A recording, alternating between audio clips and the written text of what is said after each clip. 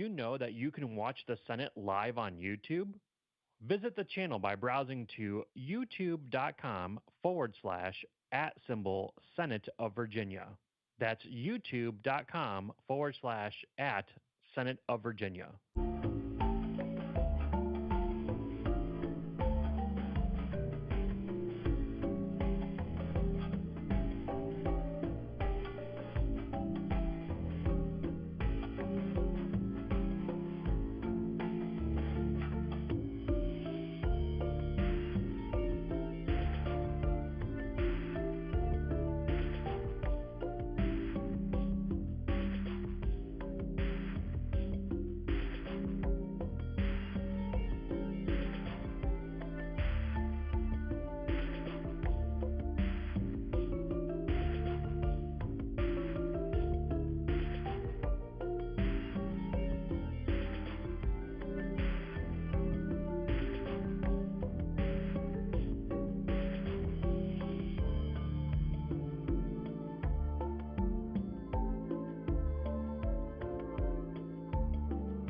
This is the Senate of Virginia, Richmond, Virginia.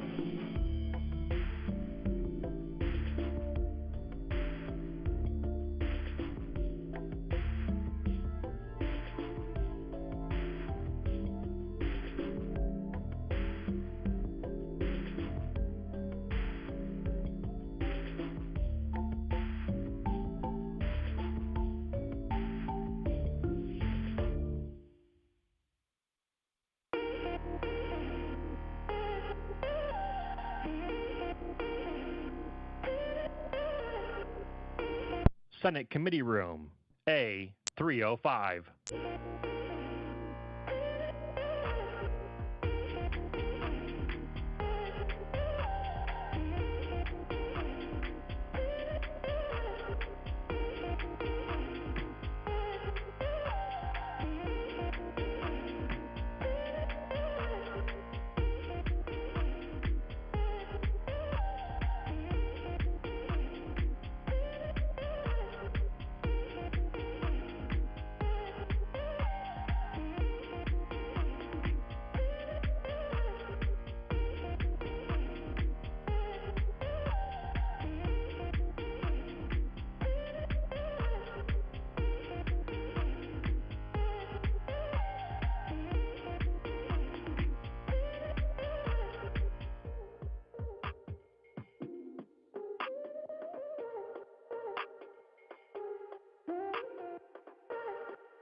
This is the Senate of Virginia, Richmond, Virginia.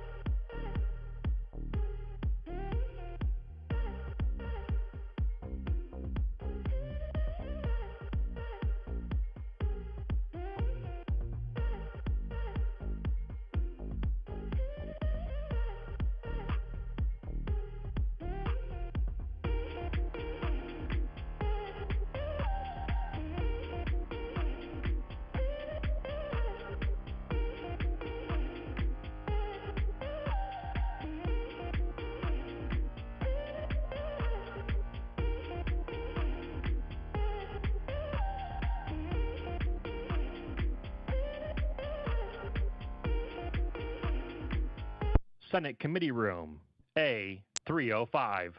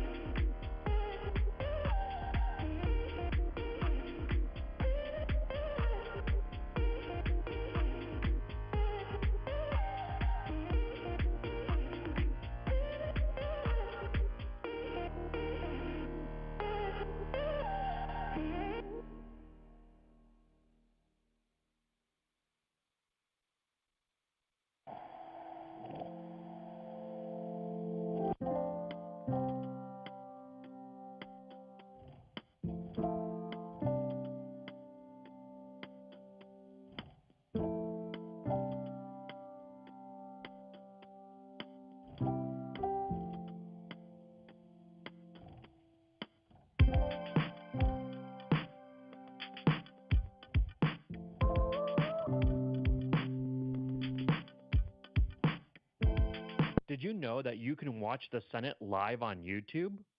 Visit the channel by browsing to youtube.com/@Senate of Virginia. That's youtube.com/@Senate of Virginia.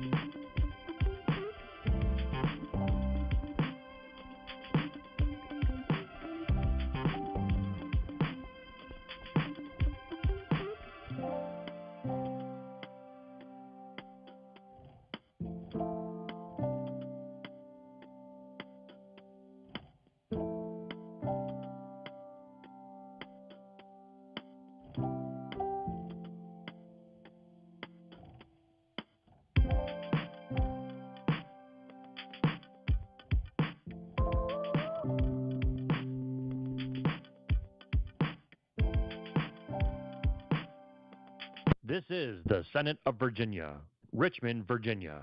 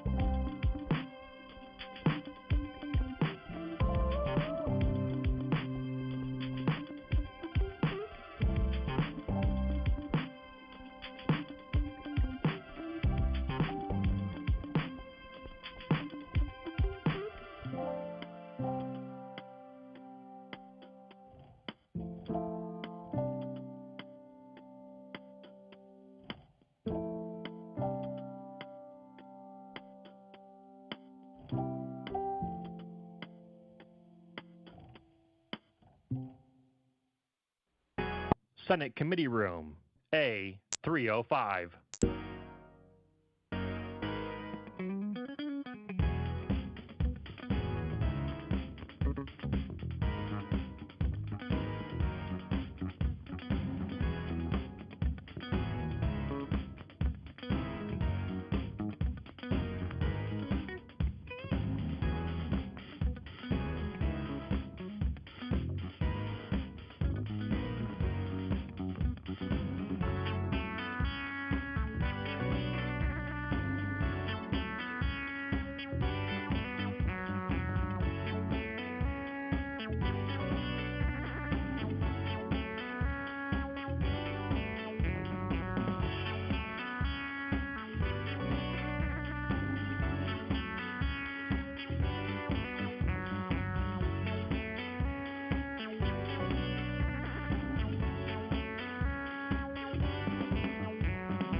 This is the Senate of Virginia, Richmond, Virginia.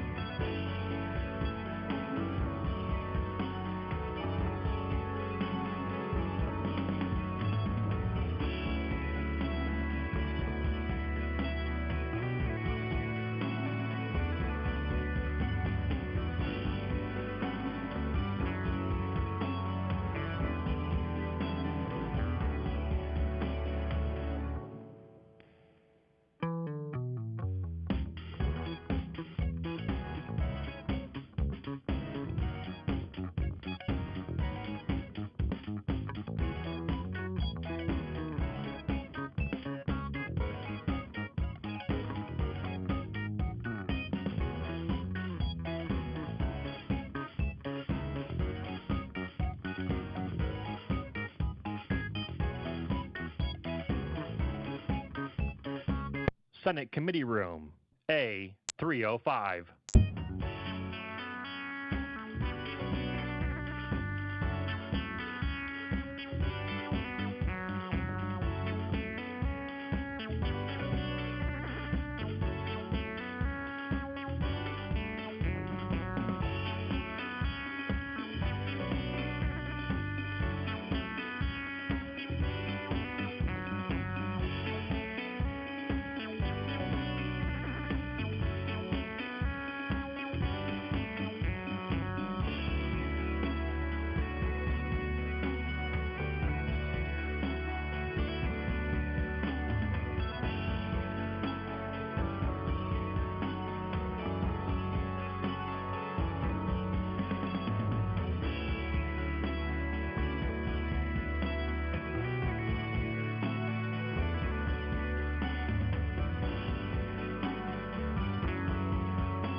Did you know that you can watch the Senate live on YouTube? Visit the channel by browsing to youtube.com/@ Senate of Virginia. That's youtube.com/@ Senate of Virginia.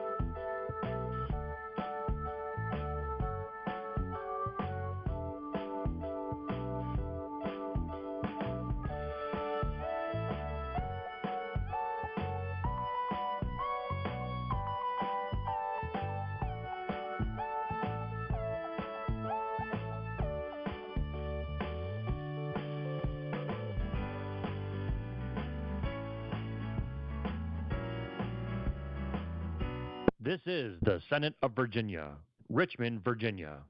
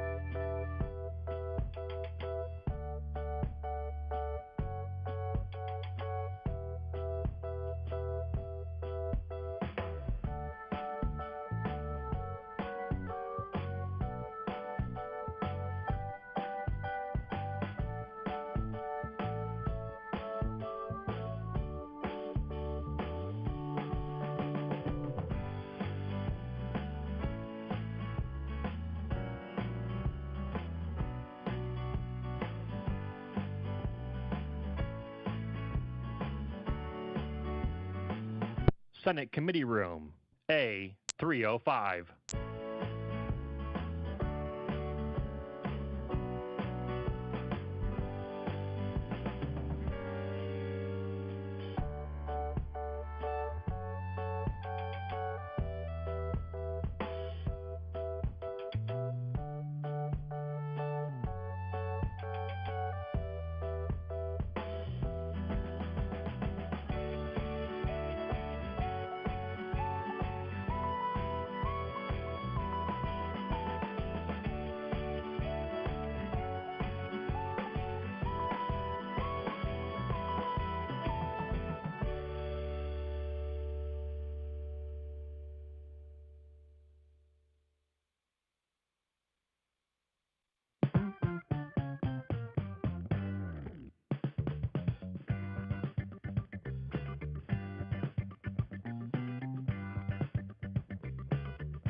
This is the Senate of Virginia, Richmond, Virginia.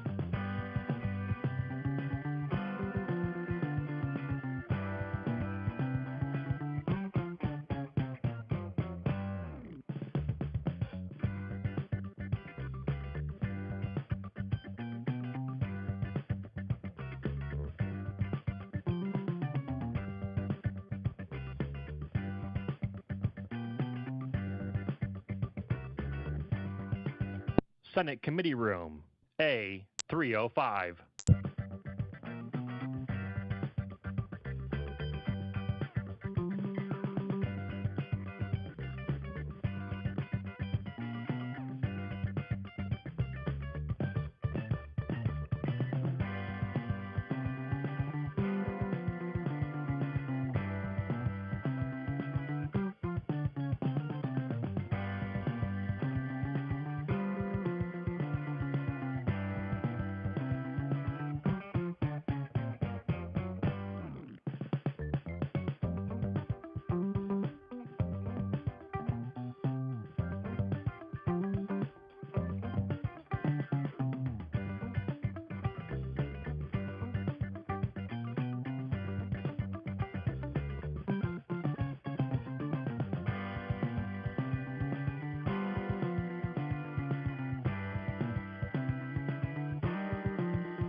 Did you know that you can watch the Senate live on YouTube? Visit the channel by browsing to youtube.com/@Senate of Virginia. That's youtube.com/@Senate of Virginia.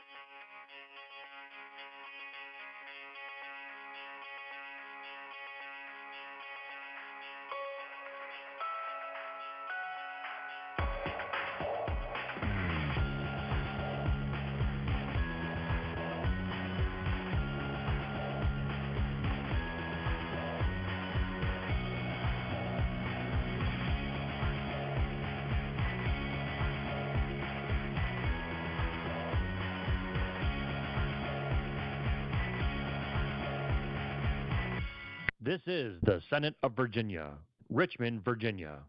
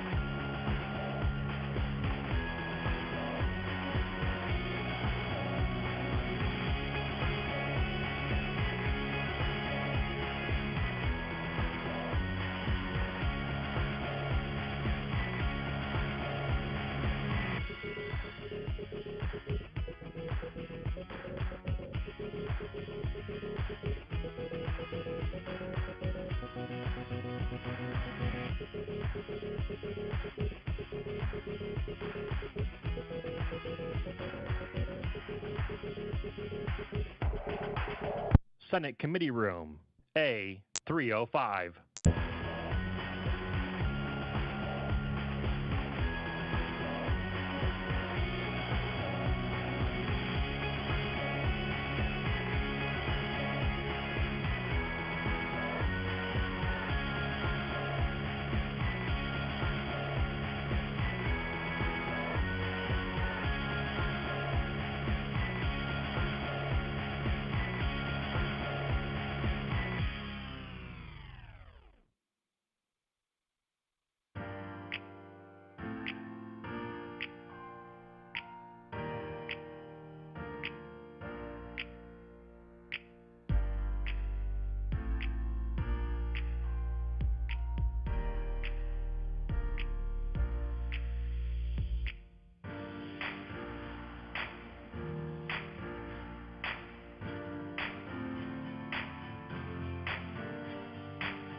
This is the Senate of Virginia, Richmond, Virginia.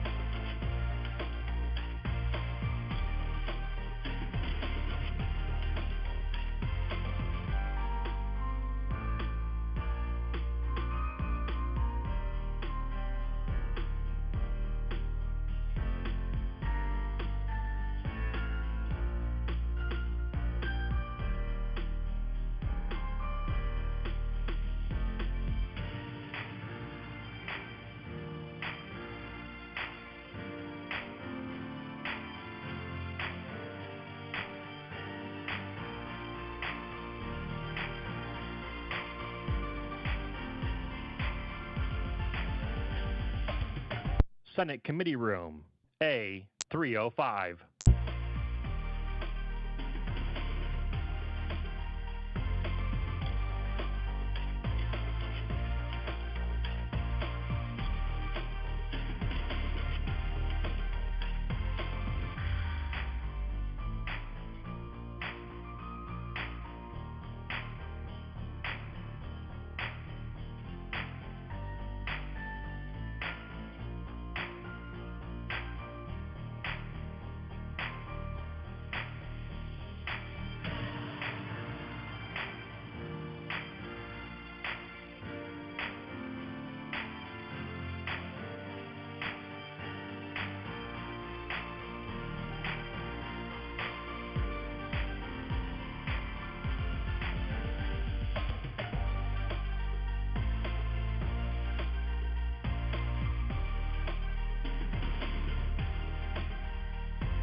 Did you know that you can watch the Senate live on YouTube? Visit the channel by browsing to youtube.com/@ Senate of Virginia. That's youtube.com/@ Senate of Virginia.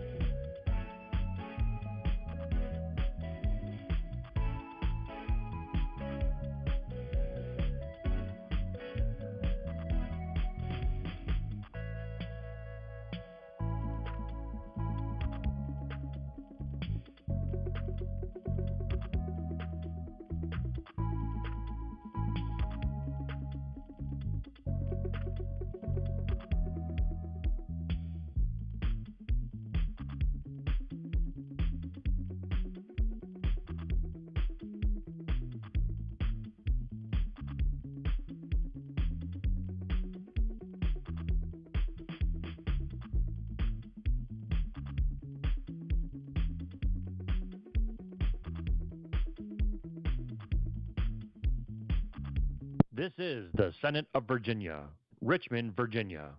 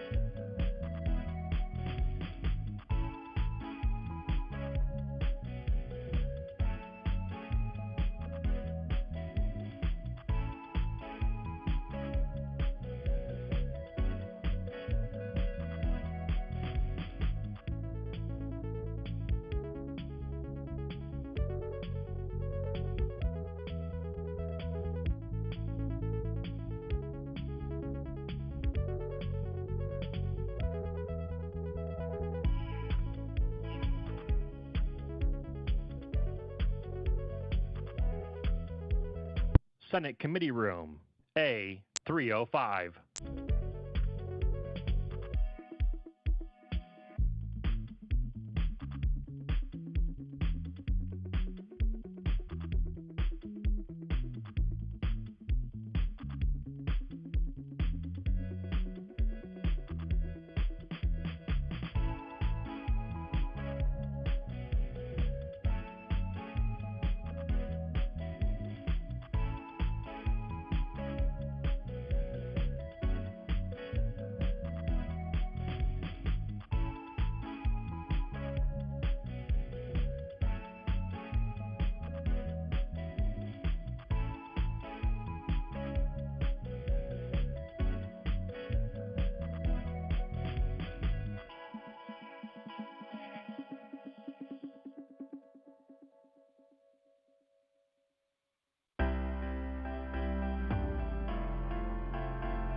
This is the Senate of Virginia, Richmond, Virginia.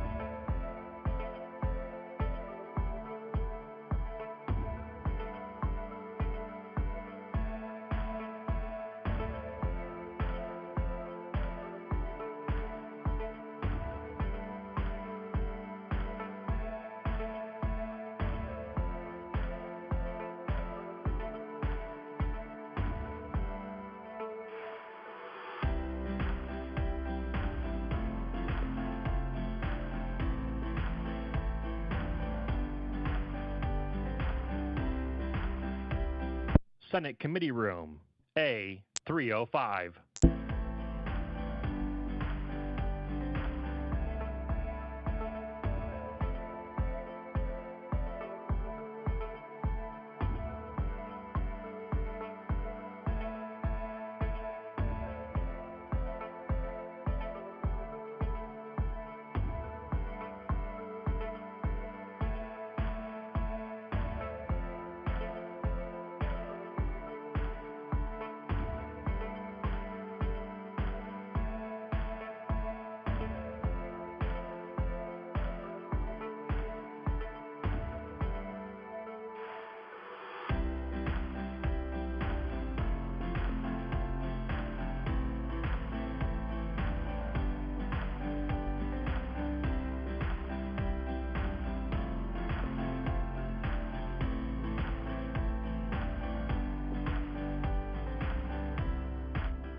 Did you know that you can watch the Senate live on YouTube?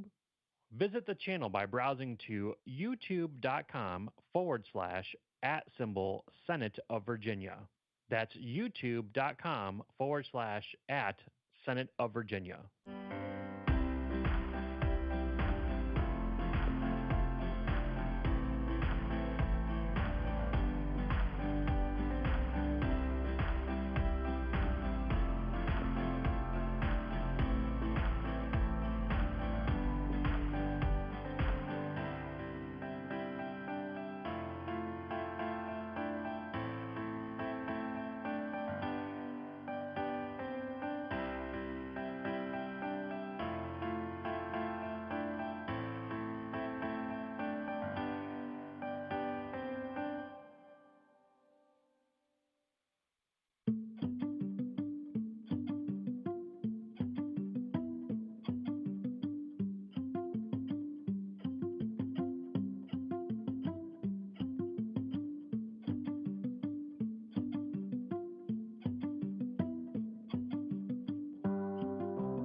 This is the Senate of Virginia, Richmond, Virginia.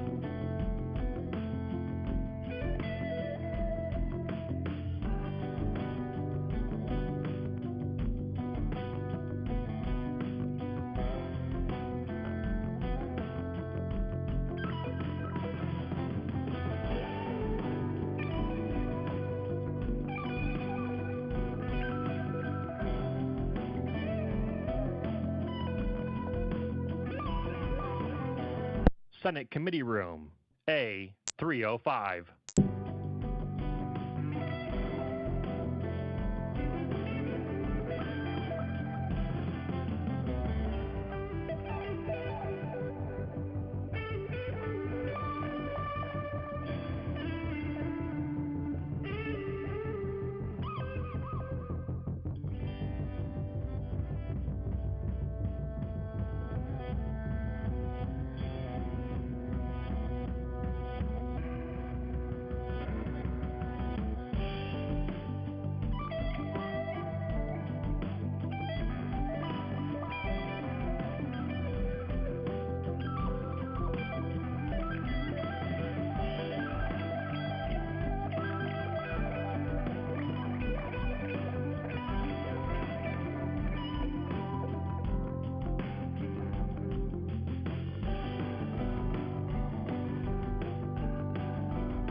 This is the Senate of Virginia, Richmond, Virginia.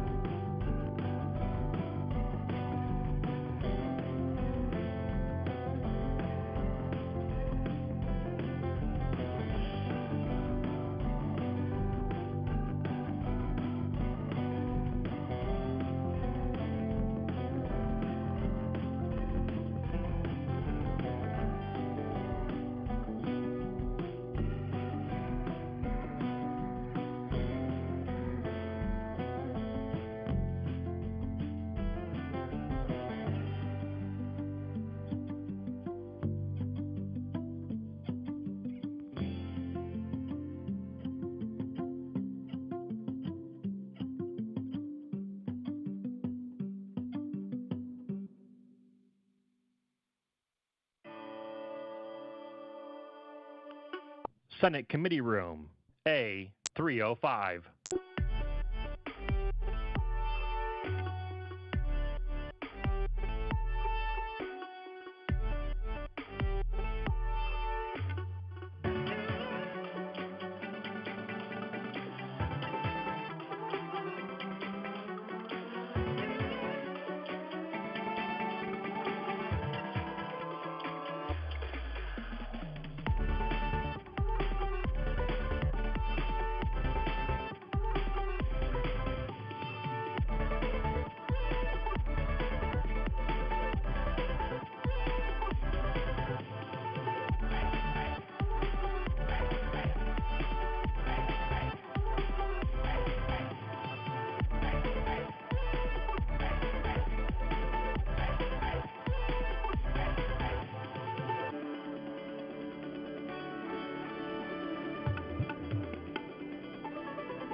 Did you know that you can watch the Senate live on YouTube?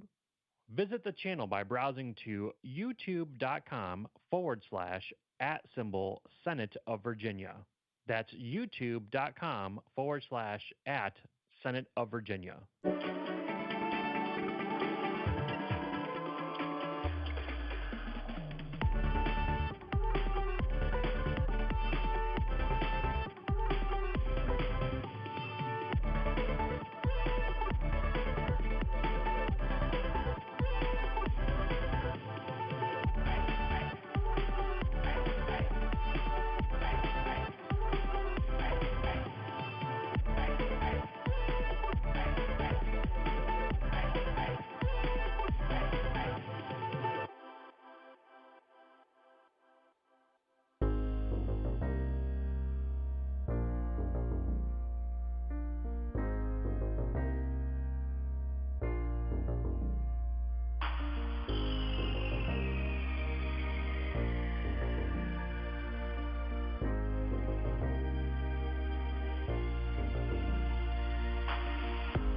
This is the Senate of Virginia, Richmond, Virginia.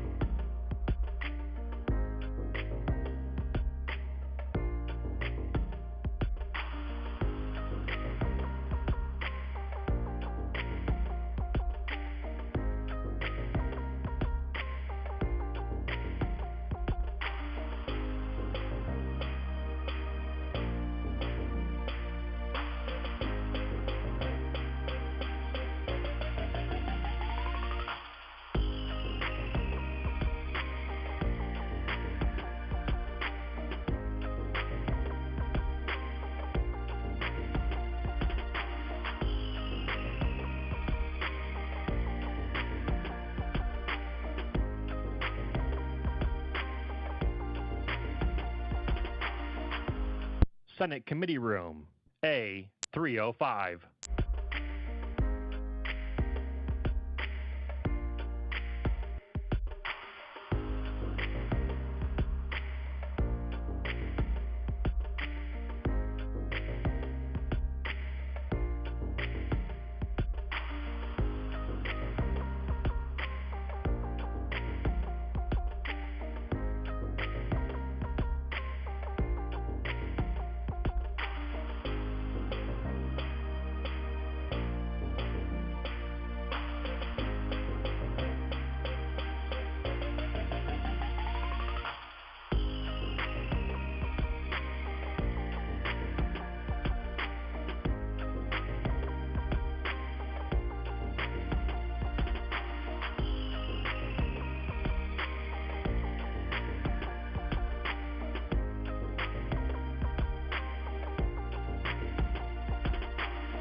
This is the Senate of Virginia, Richmond, Virginia.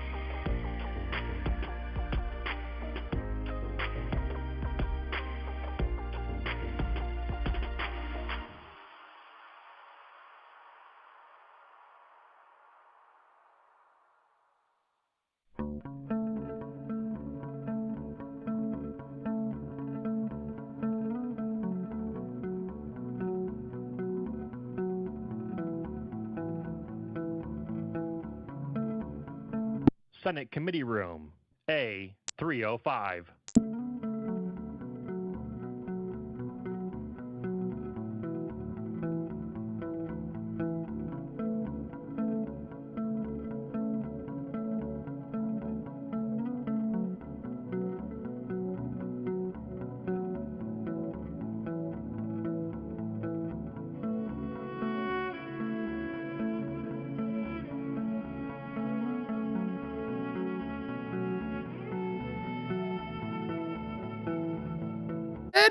Pretty close to on time. Thank you, everyone, for coming. We've got a pretty ambitious and I think a really great agenda today, trying to make up for September when we were not able to get quorum. But we've got some great presenters, and I think you are going to find it very interesting. And I want to go ahead and get started with that. But before that, can we do roll call? Make sure we've got folks Senator Pekarsky, here. Senator Durant, Delegate Hope, Here. Delegate Tran, Delegate Cohen, Here.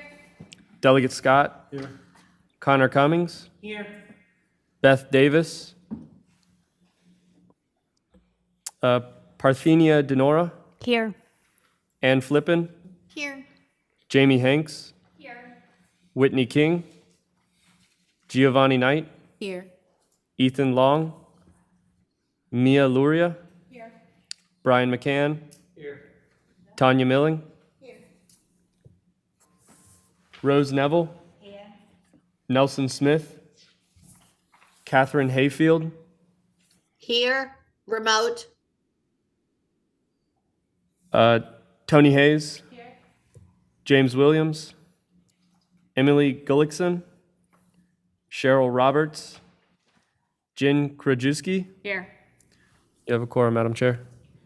Thank you, and thank you to those that are joining us via online that could not be here today. I think we're gonna go ahead and go straight into our presentations, and our first presentation is on House Bill 2501, Delegate Razul's bill, which established the Blue Envelope program, which is something that we had also gone ahead and discussed last year. And I'd like to introduce Ava Adner, the Senior Analyst for Continuous Improvement and Projects from the DMV. Thank you for being here. Thank you so much for having me. Yes, thank you. So I'm happy to be here today to talk to you all about the Blue Envelope program with Virginia DMV. My name is Ava Adnauer, and we'll go ahead and get started. I'd like to play this video that was actually made by the requesting agency, the Roanoke County Sheriff's Office, for promotion and awareness for the envelope.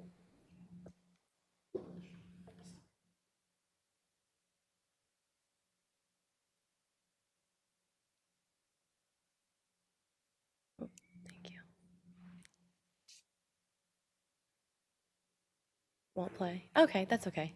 It's 2 minutes. It's a great video if you all have a chance to watch it. If it doesn't play, that's okay. So I'll just share on why it was created and how it works. This was created, it helps thousands of drivers who have identified that they have autism, and it was launched July 1st, 2025. Again, created by House Bill 2501, implemented in all of our customer service centers July 1st of this year. The program is completely free, it's voluntary, it's confidential. It holds your key documents for driving, like your vehicle registration, your emergency contact information, a copy of your driver's license, and again, it's available at all customer service centers throughout Virginia. So the creation of the envelope, it was modeled after states like Vermont and Arizona and New Jersey, and it was launched statewide with DMV law enforcement and also internal teams that helped us coordinate the promotion of this. And those teams are printing services, customer service management, and communications that helped us develop this envelope.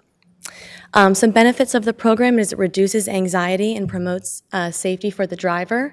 It provides a discreet way to signal communication needs, just with color, the blue envelope. It keeps all of your documents in one area and easy to reach, just be able to provide the law enforcement officer your envelope. And for law enforcement, it also reduces misunderstandings. It provides a clear and consistent way to communicate and builds trust with the autism community. So rollout and early response, what we've seen so far, again, it's available at all of our customer service centers and some select offices throughout the state. We've seen very positive feedback so far. We've had some of our offices calling headquarters asking for more envelopes. We've had our select offices requesting envelopes as well to have them there and stored there. We keep a stock at our headquarters office. So if anyone, any organization or agency would like any envelopes, they can contact our office and we'll send them some envelopes. Training and awareness, we are working with the requesting agency for training. The video that was supposed to play, that hopefully you all get a chance to watch, is great for training and awareness. That's on social media. We've had great social media engagement. We're also doing social media posts on our end to promote this and working with our highway safety office on events and things to promote the envelope as well. We're also available for any type of training or resources. Our law enforcement agency worked with Virginia State Police, the Sheriff's Association, and Chiefs of Police to alert all of our officers that this envelope is available and what it is, and how to identify it if they were to pull a driver over. We have resources available on our website, dmv.virginia.gov/blue envelope. We also have frequently asked questions on our website. And like I said, we will distribute any envelopes or envelopes to any agency or organization that would like one. And we'll continue those efforts as well for awareness. And this QR code, if anyone's interested, leads directly to our website that is for the blue envelope page and also frequently asked questions. Thank you, everyone, and I'm happy to take any questions. Thank you so much. I think we do have some questions. Delegate Hope? Oh, thank you, Madam Chair. And thank you for this presentation. This is a really good program, and glad we got it passed. The question is about the awareness part of it. Yeah. How do we need funding to do that, or do you think the word of mouth or the connections that you have with the chiefs of police and sheriffs and state police is going to be sufficient to make sure that there's adequate awareness for this program? We didn't receive any funding for this bill, but we're doing our best to continue the ongoing efforts. Like I said, we'd like to work with the Virginia Highway Safety Office for events and things like that for ongoing awareness, but no funding for this was I know, for. but my question is do you think that that's sufficient, or do you think you need some resources to help promote this? I think the more resources we have, the better. But I think we have alerted the chiefs of police, the Sheriff's Association, and they did communicate that with all of their officers. But any training, I think, would be amazing or helpful in any way. Okay, thank you. Yeah. Thank you. Are there any other questions? Nothing on this side? This side? Delegate Cohen? Just following up on that, I think, we've had the conversation before about how we're working to train our first responders and make sure that they sort of understand all of the dynamics that may be involved in whether you're pulling somebody over for speeding or somebody's involved in an accident or, and. I guess the question for me is, do you see from the DMV perspective that the blue envelope piece is one piece of the interaction of all drivers or passengers who have autism? Do you think that we need to do a better job, just following up on Delegate Hope's point, of some more robust training in what these traffic stops look like with folks who have autism? Yeah, I know our chief law enforcement officer spoke on this the last time. I don't know all of the ins and outs of the law enforcement training. I think he said it was pretty hard to get those types of mandatory or mandated training with law enforcement. So I'm not sure if I have the best answer for that, but I can get back to you on that. Yeah, of course. Thank you. Any other questions? I do have a question. First, is Mr. Joseph Hill here? I just wanted, okay, that's okay. Just in case he was here, I wanted to say, introduce him. So my question is, because this is a voluntary program, you don't have to do this. Nobody is making you do this. We know our drivers take behind driver's ed, in high school, and we want to make sure that people can self-advocate and know the resources and tools that are available to them. So have you had any partnerships? Have you spoken to K-12 institutions? Do you know if they are talking about this in their courses? We haven't yet, but this was brought up the last time I was here, and Okay. we would love to partner and extend the reaches of this envelope as much as possible. So I think that would be in the near future, hopefully. Okay, great, thank you. Yeah, I thought maybe it's too early and, the limited resources. But I think as this council is thinking about, are we going to put up recommendations and, for next year in legislation? And we'll be talking about that next month, so bring some of your good ideas. But for me, I think I see a very obvious pathway to how we're connecting this information and getting it in the hands of our new drivers so that they know when they go to the DMV what this is, what's available to them, what it means, and so their parents and guardians know as well. So, maybe there's something we can do there legislatively to help that connection. And if there are no other questions, I really want to thank you, and I want to thank the DMV and everybody who's been involved in this. We've had a lot of great feedback, and I know some of the other commissions have also discussed this, and you've been there. So thank you for being willing to come to us and making sure that our community knows about this and knows how to connect with the DMV and be part of this program. And I think we'll also be looking at that connection with law enforcement as well to make sure they have the resources they need to make this as successful as possible. And a shout out, I don't know if Senator Durant's here, but we had talked about this over a year ago. So if she's listening, thank you. Thank you so much. Appreciate it. Okay, we are going to have our next presentation, which I am super excited about. From my neck of the woods, we have Kristen Haynor. Did I say that correct? Hey, Kristen. She is the education specialist in neurodiversity in Fairfax County Public Schools. And this is a position that we actually funded when I was on the school board a while ago. And at that time, it was a very unique position because as far as we knew, there was nobody else in the country who had this type of specialist on staff. And I know FCPS has kept Kristen extremely busy. But, I wanted to make sure because we've had some of our committee members reach out to me asking us to kind of delve into the education piece, and which is, as you all know, a very large and could consume an entire council or commission. But we obviously don't want to ignore education. It is a very big part of our community's lives, and this is such a cool program and things that you're doing that I'm excited for you to share. So take it away. Thank you. Thank you so much. I'm going to actually start my timer here to help me stay on track. So first and foremost, I want to thank you all. I want to thank Chairman Pekarsky and everyone for inviting me for this opportunity.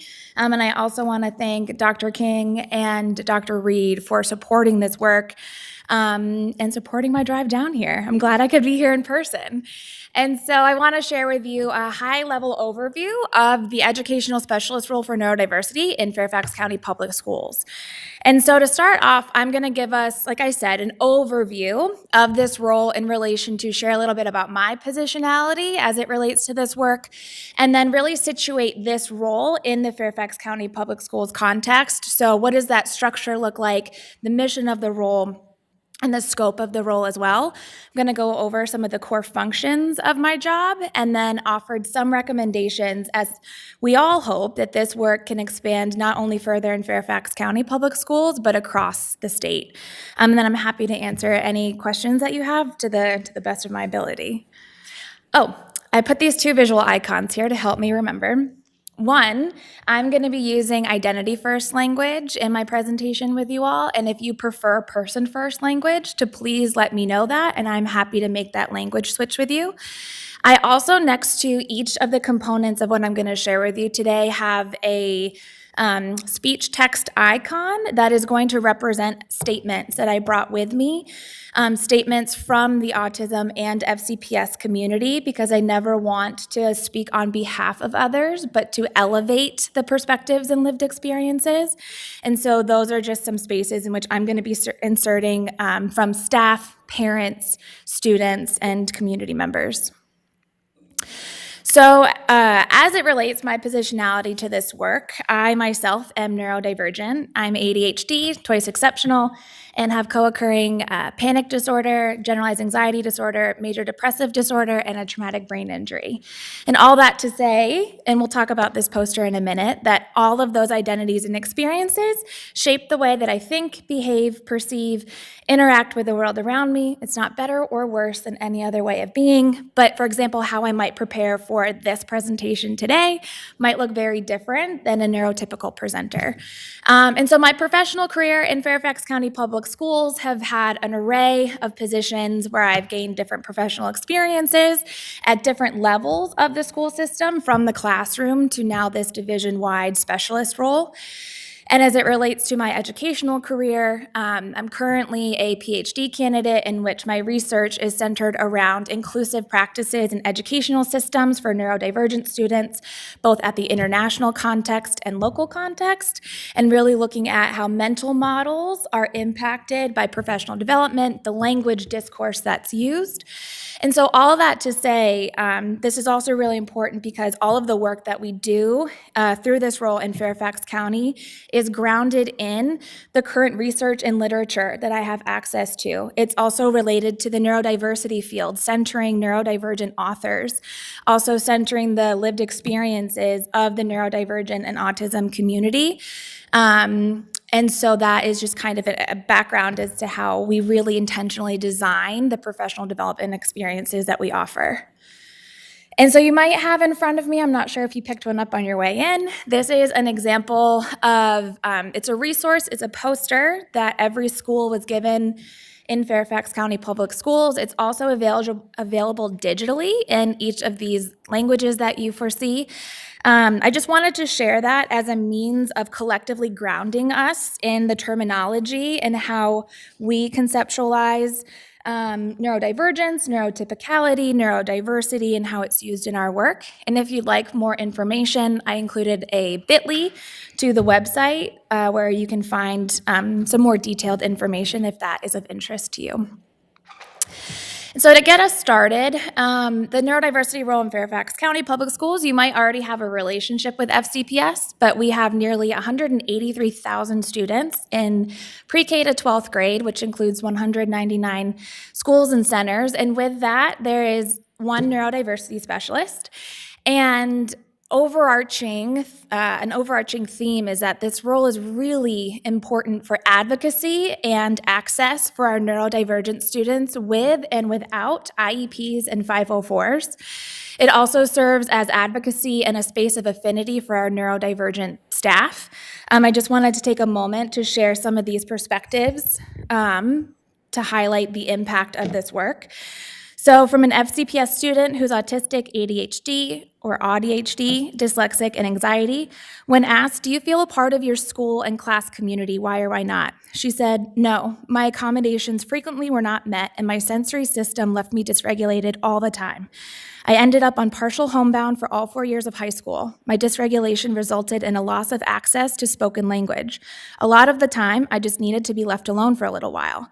I felt less alone when I joined clubs that were filled with people who were similar to me. And from another FCPS student, what I wish people understood is that someone's diversities and differences don't make them lesser than, rather just as equal. They need a different route to get to the same destination. And from a staff member, I do not disclose my neurodivergence because I don't want my competence to be questioned. In this work, I actually now feel so seen. This is the first time I belong. And I need to take a moment to give flowers, to give respect to the creation of this position from a school board member, Rachna Sizemore-Heiser, and the support of other school board members, in addition to the parent and family advocacy. I'm really lucky that actually Michelle came with me today to root me on here in the in the audience. And so additionally, there was some really intentional strategic positioning of this role in central office. So this role is not incumbent on a level of service. This is a tier 1 equity-driven role in that it is, well, I'll tell you some of the role descriptors here in a minute, but really that tier 1 access to a quality education that every single student deserves. And so our mission in Fairfax County is related to our strategic plan, and I just wanted to make a note that all of this work is aligned with every aspect of our strategic plan. And that here's a snapshot of the original job description, and I know that's a lot of text, but really some things to point out are to develop and provide professional development, to provide coaching, to normalize the diversity of cognition and different behaviors, and to support inclusive practices, policies, decision-making, and instructional programming across the division. So I serve as a resource for regions, for schools, departmental staff, and our leadership team. And I added on here, so it's been about my 4th year in this role, and really approached it as it was named before, that we could not find another model in a public school system where this work is supported by a distinguished role, that there are intentional efforts behind it. And so without having a model to really go to emulate, I kind of equate it to a startup business, kind of like when you watch Shark Tank, that in order to actively cultivate and sustain neurodiversity affirming classrooms, spaces, discourse, if individuals, and due to lack of exposure, lack of opportunities to understand, do not recognize and are able to respond and redress to the inequities or deficit ideologies that are associated with neurodivergence, that is where we have to start. And so a lot of this took relationship building, pushing into different offices, really trying to advocate for the recognition and the understanding that this is critical work that we have to engage in now. So as this, to kind of give a little bit more context to the mission and the role, it operates from the neurodiversity model, so really shifting away from that medical model, which permeates not only education, but society and our cultural practices. And so as I mentioned before, for many of our educators, staff, we never want to problematize the individuals for not yet knowing. And so how can we invite them into the conversation? And so some of the statements that I would like to share from staff are this. This was one of the most valuable trainings I've attended. Our bias has been to look at things from a deficit-based system and mindset. I used to try to help students assimilate better to the classroom environment for success. Now I'm going to be more intentional about changing the environment for my students to flourish and grow instead of the other way around. I realize I made assumptions on the needs of a student with a specific diagnosis, and that students with the same diagnosis need the same approaches. This is all validation for the importance of inviting dialogue with students in this process about their life experiences. From another staff, I used to think students that are neurodivergent should adapt more to the, quote, normal classroom environments. Students should work to meet the requirements of the class. This student should change, and it was my job to help them change. I have been able to challenge my assumptions and now look at how we must change our environments to support neurodivergent students and not force them to fit into the environment, which is actually a benefit to all students. And last but not least, I did not know how neurodivergent students could have strengths and thought that abilities are fixed. Certain ableist language that we have grown accustomed to in society limits how we are able to perceive students and identify their strengths. Our language matters. Now I think of different ways of thinking is something to celebrate, that there is not a correct or right way to learn, and I can create greater access and opportunities in my classroom. It's not that students are either smart or not smart, it is how they are smart. And so we really recognize that barriers exist in the environment, and that is more expansive than our physical environments, but includes our systems, spaces, attitudes, discourse, policies. And so really we are working to flip the script from this linear deficit ideology about what neurodivergence is and moving into the neurodiversity affirming whole person conceptualization about the different ways of thinking, communicating, and experiencing the world. So what we have been experiencing and noticing is the high cost of misconceptions that are associated with neurodivergence. And so some of those include the historical barriers that exist to both the academic and social emotional educational opportunities. Some of that is around the neuronormative instructional design and practices. And what neuronormative, just to give some context, if we think of the pretext is of thinking, learning, communicating, and normative being the right way, it is this idea of the right or correct ways to learn, to communicate, to perceive. And so we are deconstructing that to create more universally designed opportunities. Also about kind of some of the long-held, when it says mental models, beliefs, attitudes, expectations that are associated with neurodivergence, again, because individuals have not yet had the opportunity to question a lot of the discourse that they have been exposed to. And a lot of that, which we'll talk about later, might be due to access in that training programs and prep programs and in their teaching careers. But also we've noticed some inequities as it relates to the course-taking patterns of students, whether it's through advanced academics, honors courses, or some of the electives in which they so desperately crave to be a part of. Also the misinterpretations of behavior, which I'm going to touch on reducing discipline disproportionality in a minute.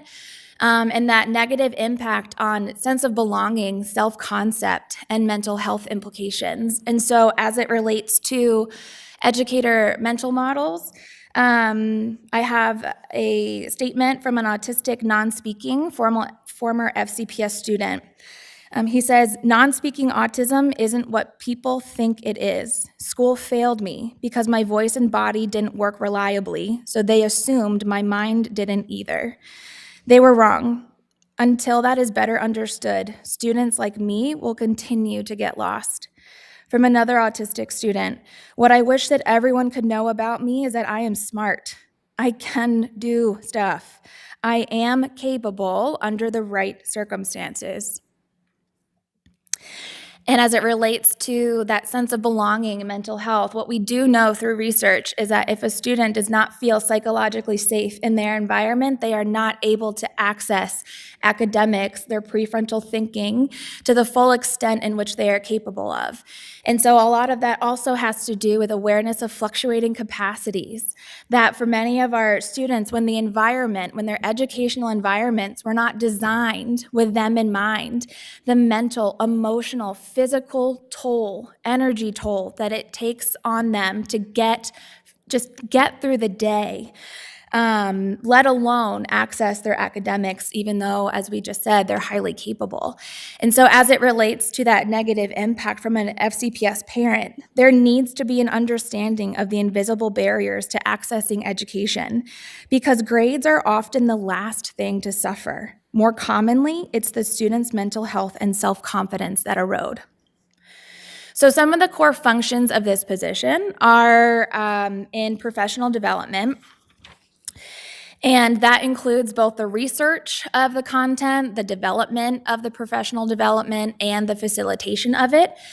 This is not an exhaustive list, but some of the audience to which that includes are division-wide professional developments, school staff, and central instructional departments, which some of those examples are listed here, and as well as our operational departments, like transportation.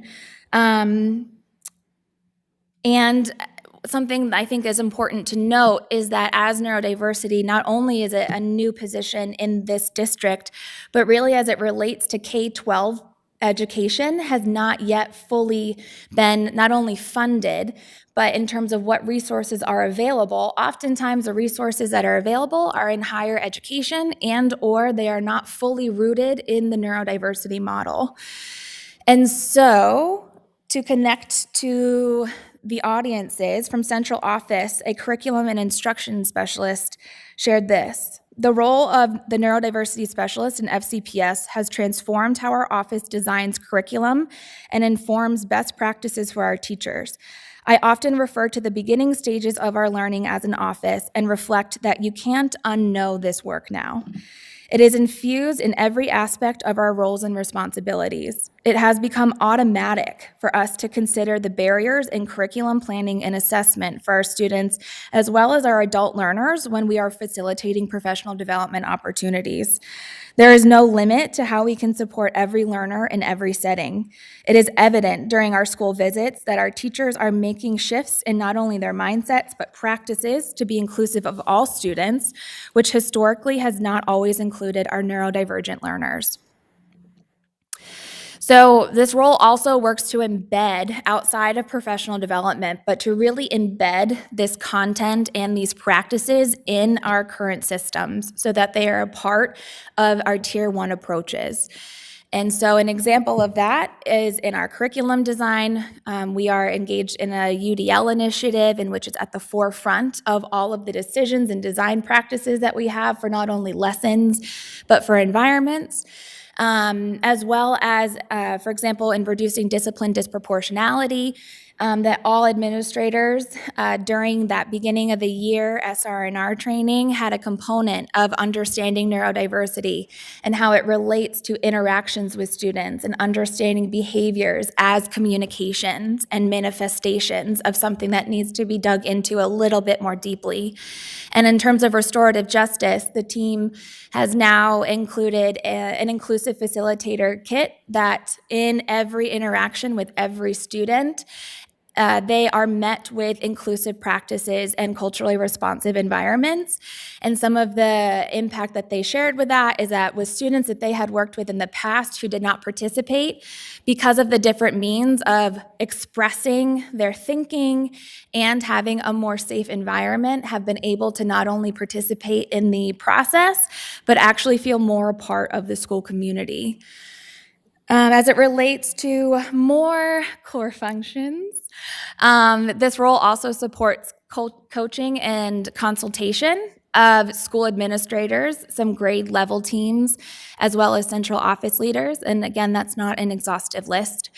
But with that coaching and consultation, there's really support in recognizing where are current Tier 1 systems and practices that can be more inclusive. That may actually, in their current design, operate exclusively. And an example of that is an elementary school whose previous Tier 1 behavior matrix for all students, they had a recognition that some of those behaviors that were named were actually exclusionary and rooted in some neuronormative expectations. And so an example of that is one of the behaviors that was listed was that all students must be an active listener. And that was defined as eyes on the speaker, hands still, faced forward, and eyes are watching the speaker. And so if that is the case, then many of you have not actually been listening this entire time, which I know is not the case.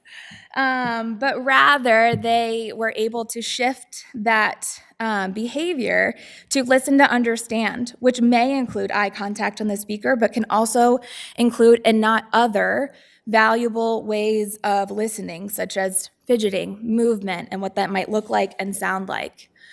There's also this role functions to really analyze the language and discourse that are in our current resources to ensure that they are not actually perpetuating deficit ideologies or exclusionary practices, even though they're well-meaning and intended to align with our inclusive policies.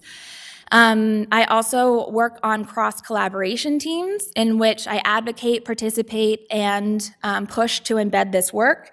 which includes our current inclusion initiative, our UDL initiative, and functioning on, we have a twice exceptional committee as well, that we partner not only within the school division, but also with community partners and our superintendent. And so I'm actually gonna skip that one. And just also share that another core function of this role is to elevate the lived experiences of our autistic and neurodivergent. I say that because this is the autism committee, but I also want to be sure that this is an advocacy of neurodivergent students, including our autistic students and staff, and how to center their lived experiences, because so often individuals have been spoken on behalf of. And part of the neurodiversity principles is that individuals are the experts on their own lives. And so how are we making space for that to be communicated and heard? And so lastly, wanted to share some recommendations based off of kind of lessons learned and things that we're currently working towards. But really, how can we advocate for more funding for staff and resources to support both the vision-wide systemic inclusive work, but also student support, individual teacher coaching? One of the hardest parts about this role is that because I'm not able to support individual student cases, it is nearly impossible to feel like I can turn anyone away, especially after hearing their stories and experiences. And so connecting them with other resources, but how amazing would it be to be able to connect them with an individual grounded in the neurodiversity model? So for district level specialists, and what that could look like is with the region and pyramid, whether that's a specialist, a coach, or a resource teacher, that could be paired with the student, the school, the family. Additionally, how might we consider mandatory pre-service and in-service professional development? And something that I'd like to share in relation to that is from an FCPS principal and parent.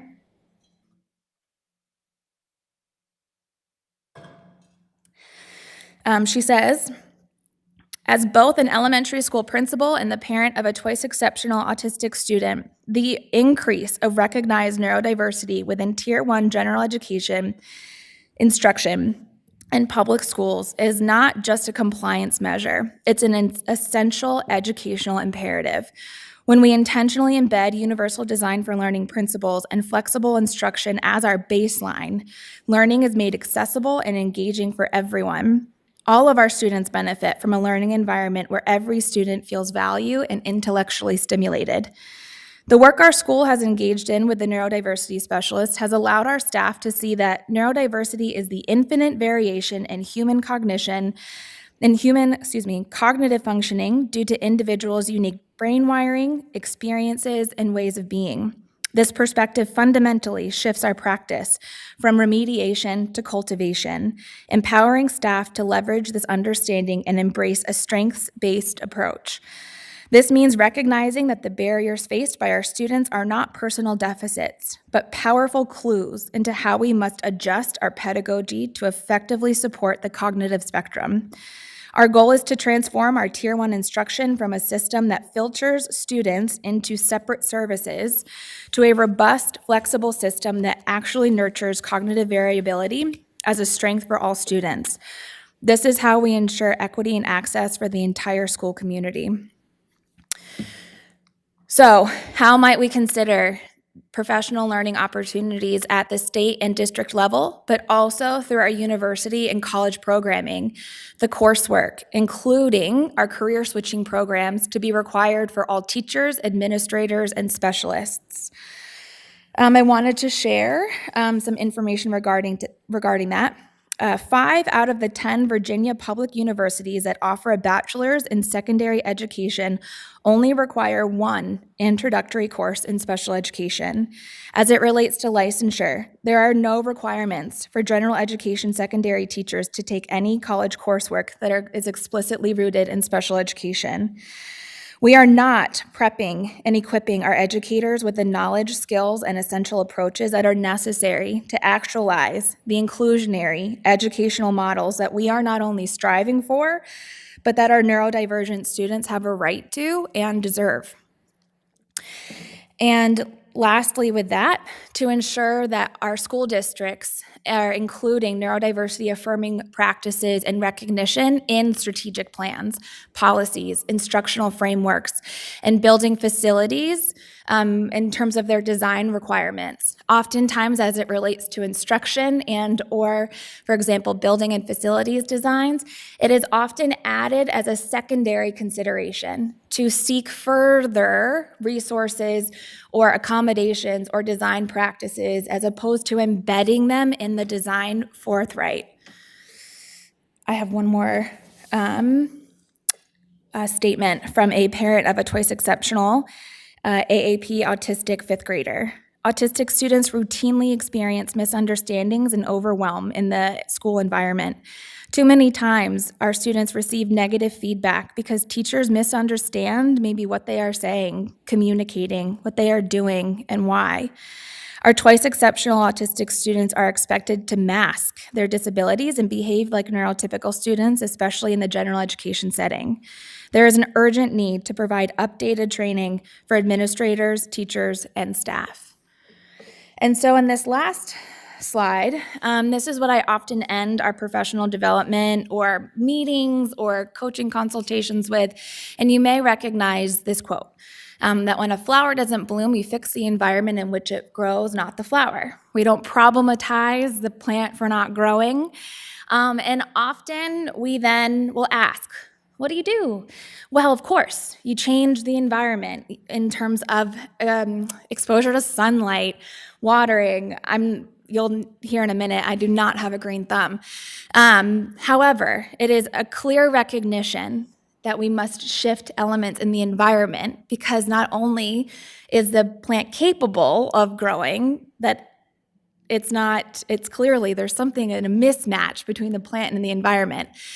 And we take this a step further. And an example I want to give to illuminate that is I was recently putting in an herb garden in my patio, and I was really proud of myself. I had cilantro, basil, rosemary, and I put them in all of the pots. I made sure I got good quality soil. They had sunlight and watering. And it was after a few weeks that I realized that 3 of my plants were dead. They were brown and shriveled up. And it wasn't until that moment that I recognized the assumption that I had that all of those plants required the same thing.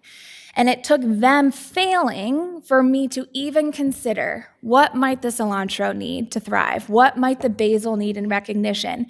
And using that same energy that I put forth to cultivate that garden, I could have shifted my practices to better understand what each of those plants needed in order to thrive and adjust my practices both universally and in a differentiation approach. And so, what if, instead of the plant, we treated all of our students and staff with that same perspective and mindset in mind?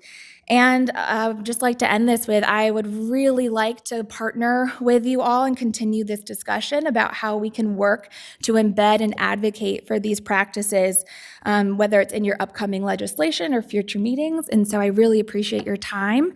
And with 28 seconds left, if you have any questions, I'm happy to answer them to the best of my ability. Kristen, I want to thank you for being here, for being willing to come talk to us and share all of the great work you're doing, but also how it's impacting individual people. And I know Delegate Cohen probably agrees with me that it's pretty neat to see how this role, how you've defined it and the work you are doing. And I think most all policymakers agree that we want to set very high expectations for all our students in K-12. And the reality is that a lot of our educators are not, they do not possess the resources they need to know how to best teach every child in their classroom. And the number of students who are neurodivergent are increasing in our classrooms, coupled with the fact that we saw some federal changes in the Department of Ed that are causing a lot of angst and frustration about how we are going to best be able to serve students. I think your work is always been important, but probably more important than ever. And I will open it up now to questions, comments. Anything, anybody? Yeah, Delegate Hope. This is a great presentation, and I was really unaware of it. I'm from Arlington, and I don't know whether they do this in Arlington or not, but can you answer, is Fairfax sort of the model, the pilot for something like this? And the other question were, I mean, when you get into the area of asking for funding, maybe it's something we can work with the Department of Education on, but are there ways to measure your success that you could point to, maybe metrics or anything like that, to show that this is having a successful program? And certainly in concept, it sounds like it is valuable and a good way to approach it. But how do you measure whether you're actually having success? Such a good question. So just to those were all fantastic questions. So as it relates to, does this work exist in any other spaces? While I want to preface this with this, there are so many individuals who don't have the role description who have been actively engaging in this work for decades. Teachers, parents, advocates. And so I have the privilege of maybe holding the first neurodiversity specialist position.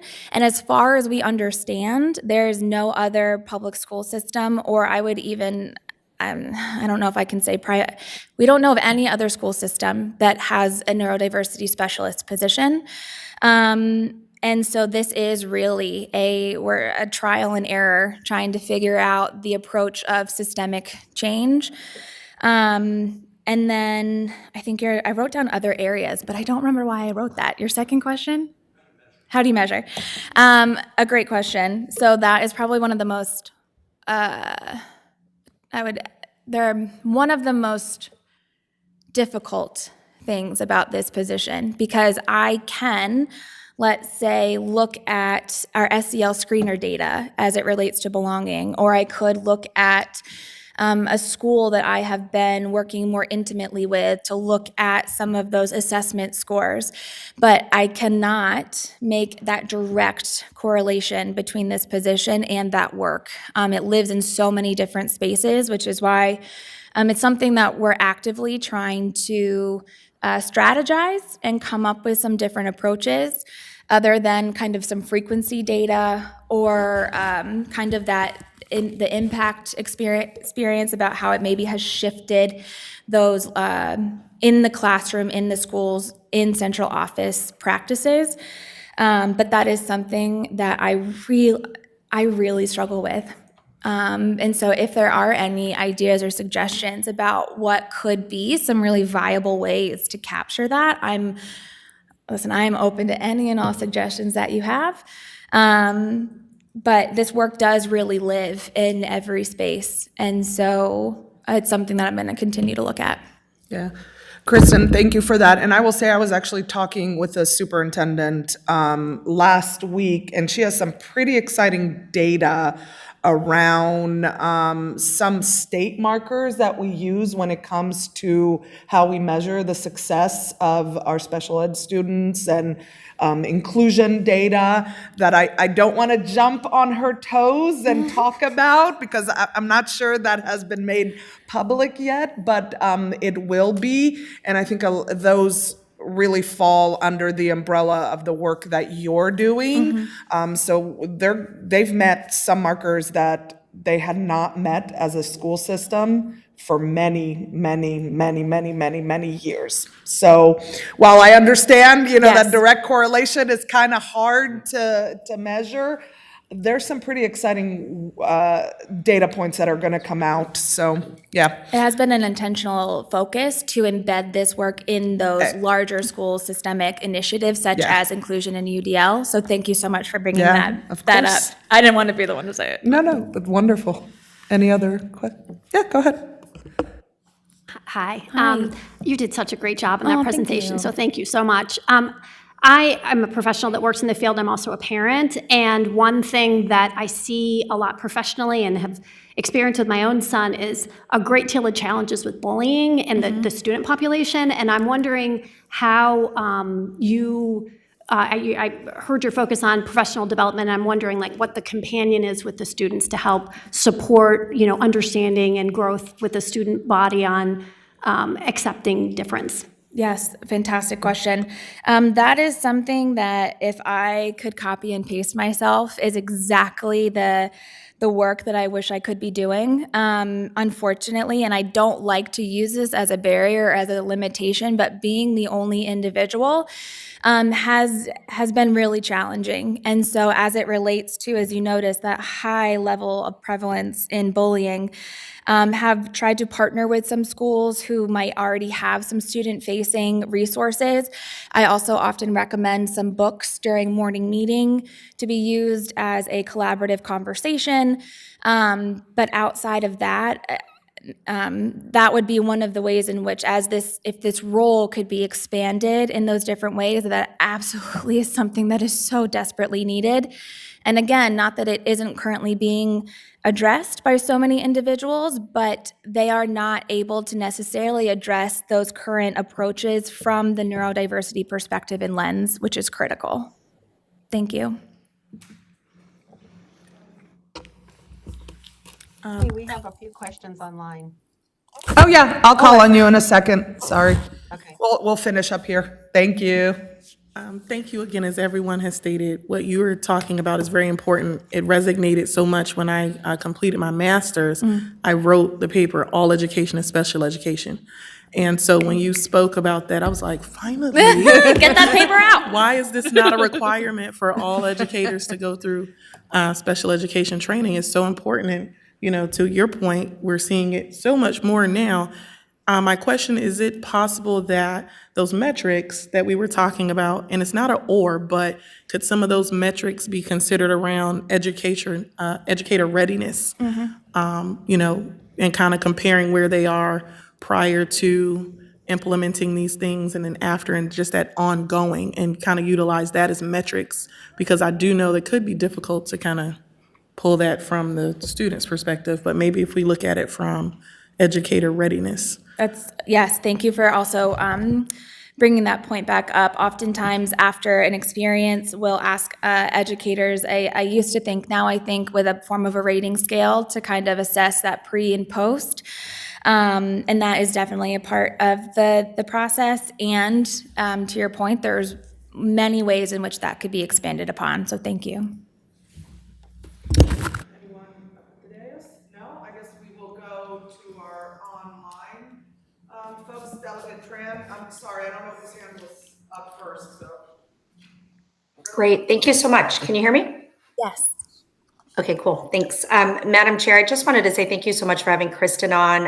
This presentation was incredibly informative, and as I had mentioned to the council at our last meeting, I've had some constituents who are particularly interested in knowing how we can better serve our twice exceptional students. And so I thought this was really helpful. And Kristen, I would love your thoughts on if there is a model for just even your position at the state level, if you think that would be helpful in terms of providing resources to school districts. And then my second question is, if individual parents or teachers would like kind of more support from you, is that possible? Or now, as I'm asking the question, I thought you might have said you don't provide direct services to individuals. So how do folks kind of be able to tap into you and the resources you provide in Fairfax County?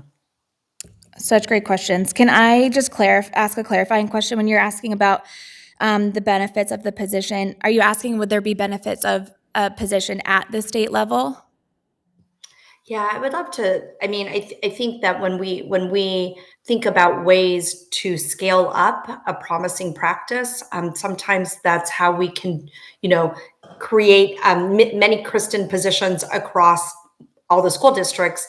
But if we're unable to do that, do you think it would be beneficial to have like one of you at like the Virginia Department of Education to still provide the resources, do you see that kind of scaling up that way, or is it best to have bunches of you across individual school districts?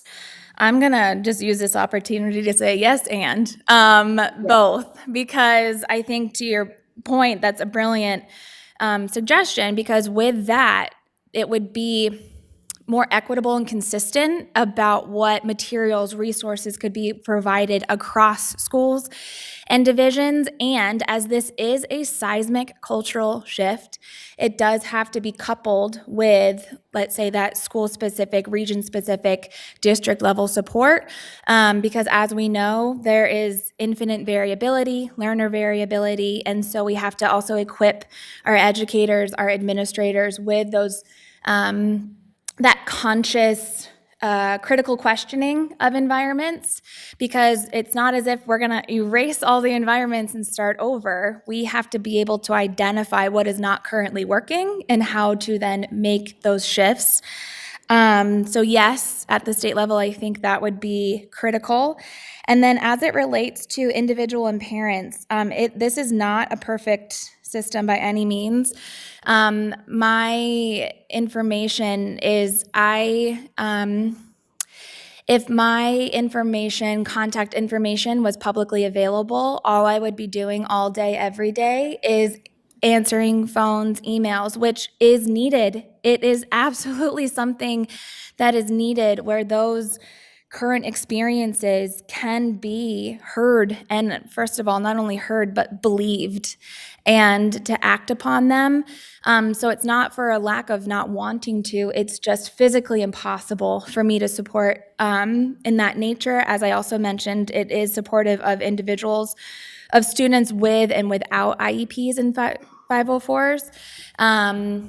Who have not been educationally identified. And so because neurodivergence exists, whether or not there is an educational institution recognition of it.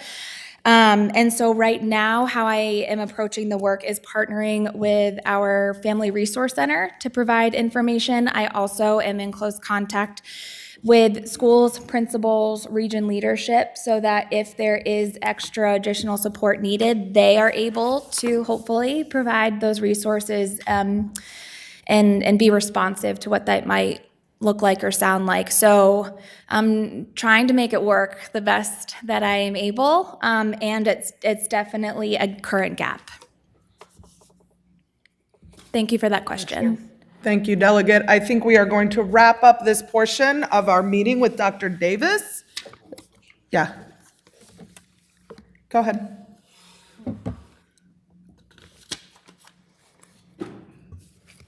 Dr. Davis, we can't hear please. you. Thank you very much, Kristen, and thank you, Madam Chair.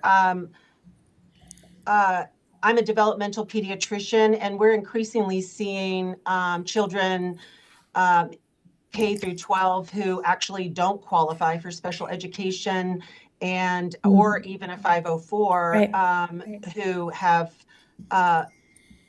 neurodivergent experiences. And in thinking about the outcomes, information, as well as scaling up, I was thinking about functional behavior assessments, because often the way children and families come to me in the medical community is for behaviors that are keeping them from accessing their academic environment. And I wonder if something that could be scaled across, of course, it's not a position like yours, but could be scaled up at the state level, would be that every functional behavior assessment requires a neurodivergent lens, such as a sensory profile. And, I know there's currently, some format for understanding the environment that the behavior is occurring in, but often it doesn't include a neurodivergent lens. Right. And so I was just wondering about that.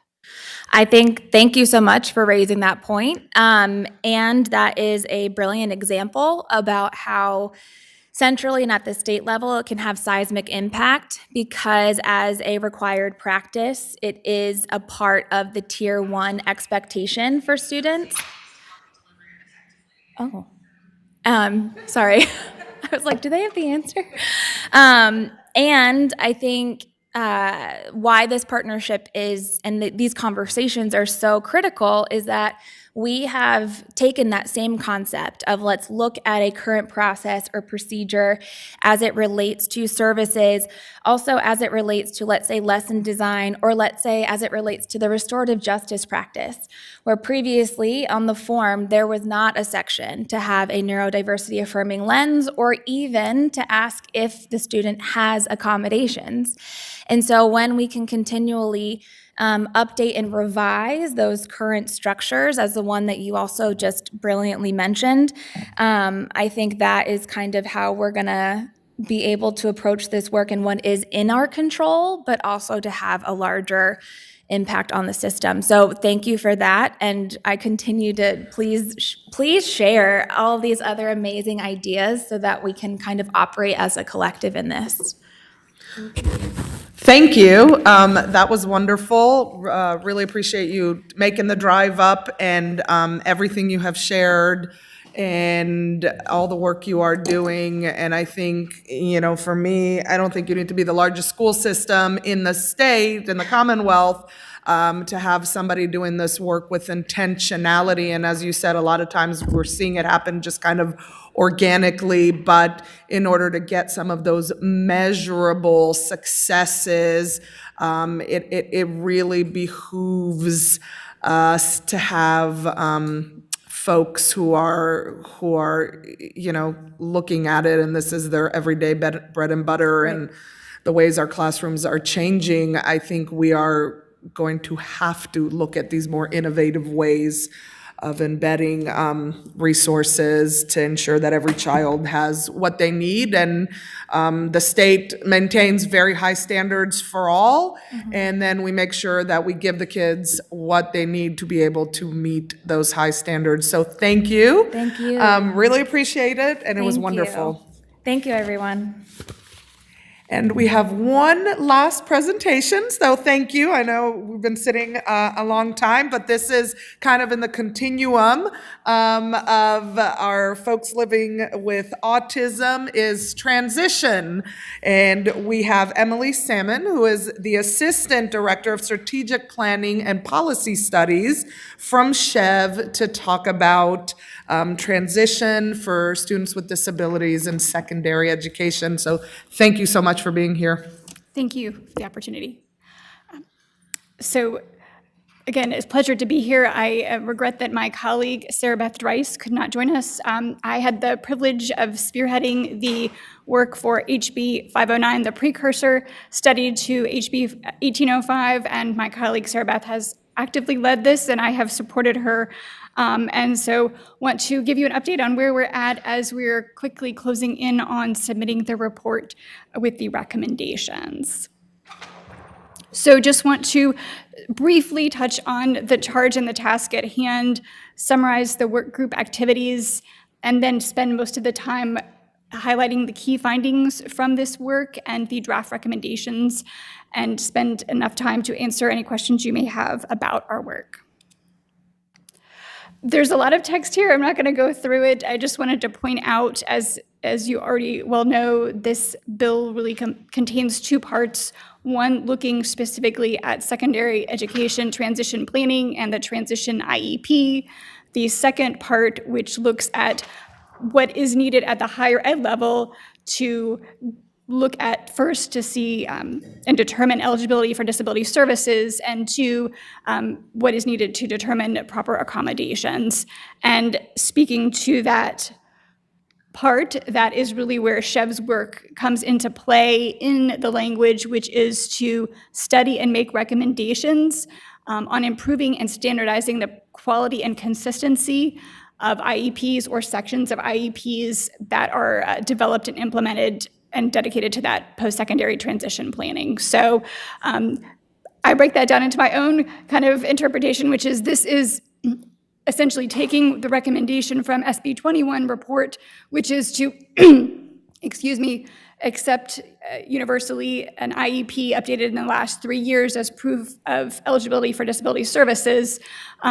But what is needed to make that happen? And this is really where we get into the weeds of that through this process.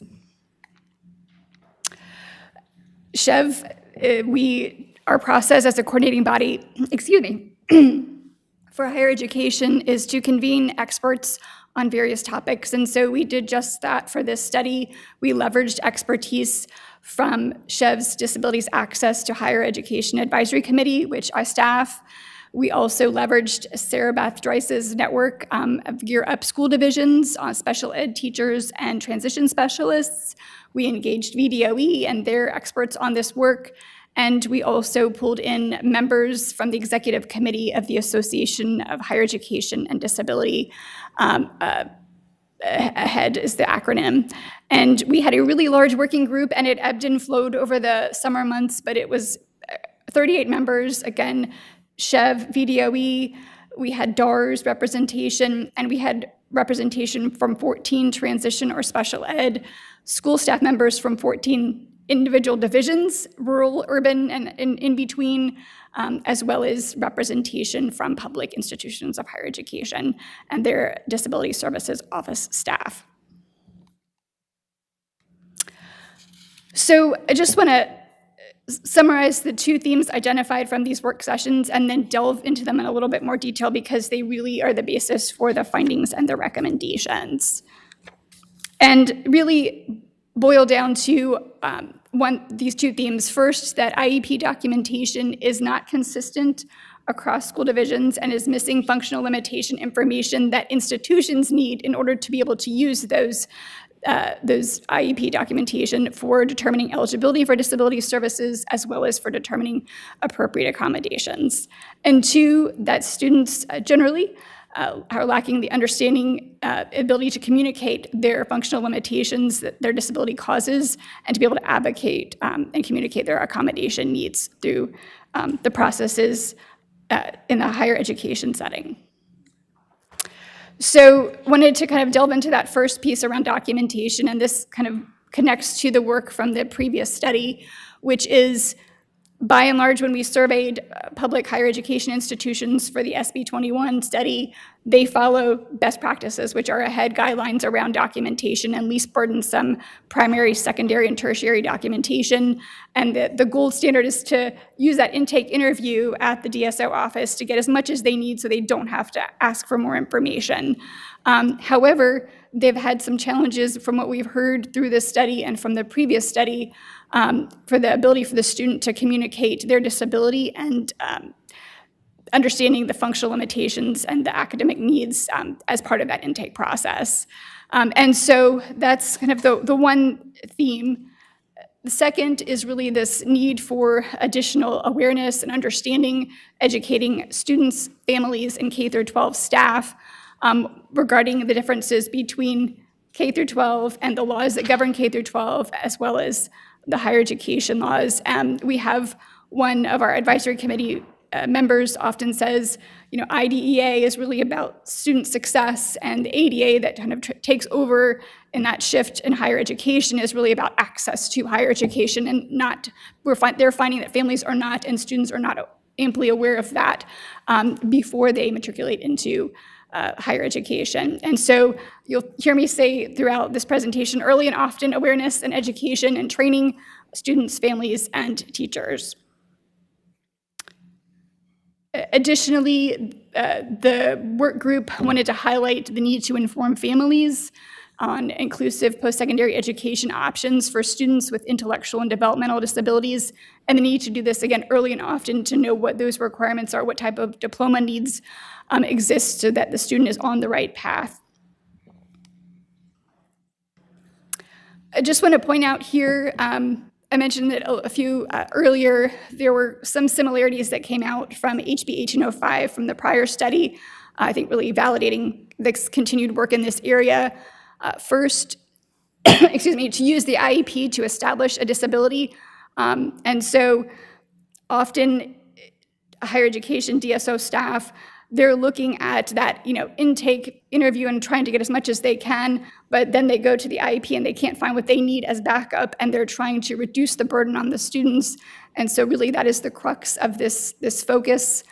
To continue VDOE transition initiatives, to educate and build staff awareness and knowledge on the transition and the importance of this work.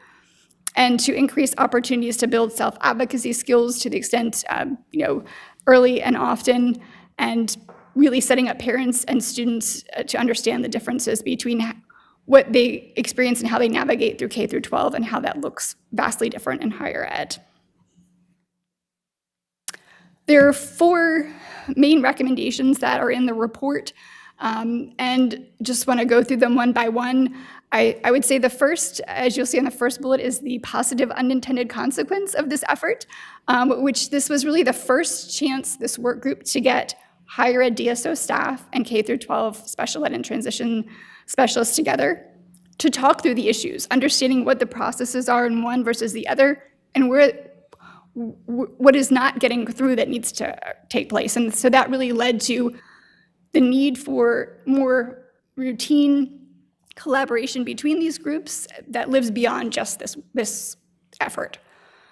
And that really delves into the second recommendation, which is the overarching recommendation to provide more information for higher ed in the IEP. So, really focusing on what is in the IEP, and these collaborations with the work group basically said, there's a lot of information in there, but it's not necessarily what we need.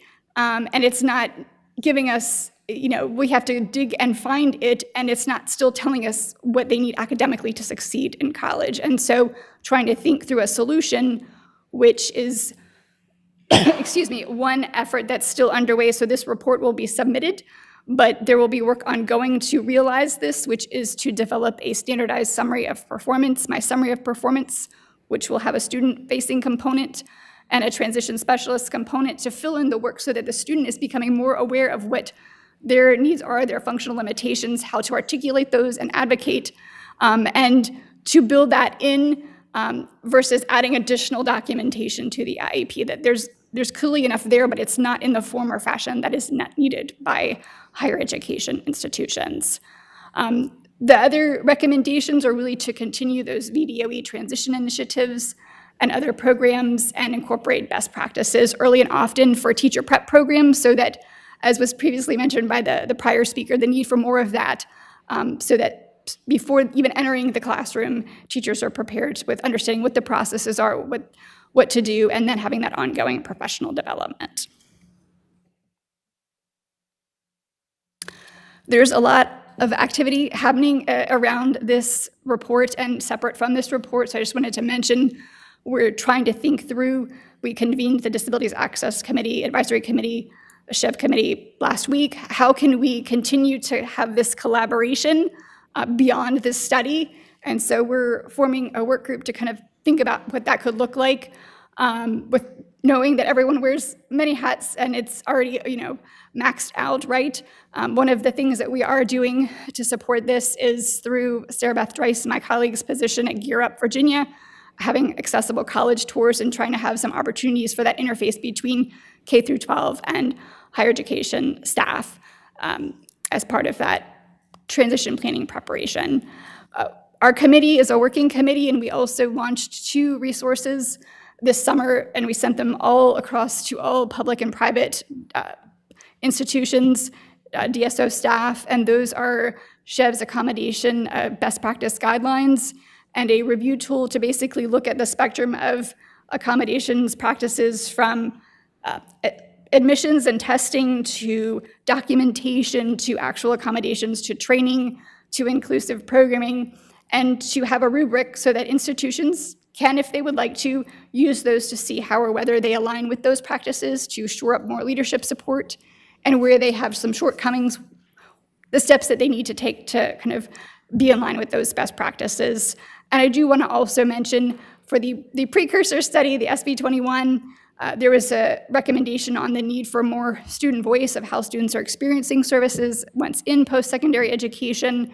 And we launched also a student survey template that institutions can use at their discretion, parts of it or all of it, to basically send to students who are receiving services through their DSO offices to see how they're experiencing those services, knowing, we know everyone's striving for those best practices, but sometimes there's breakdown and there's barriers that they may not be aware of, and to have that continual improvement built in.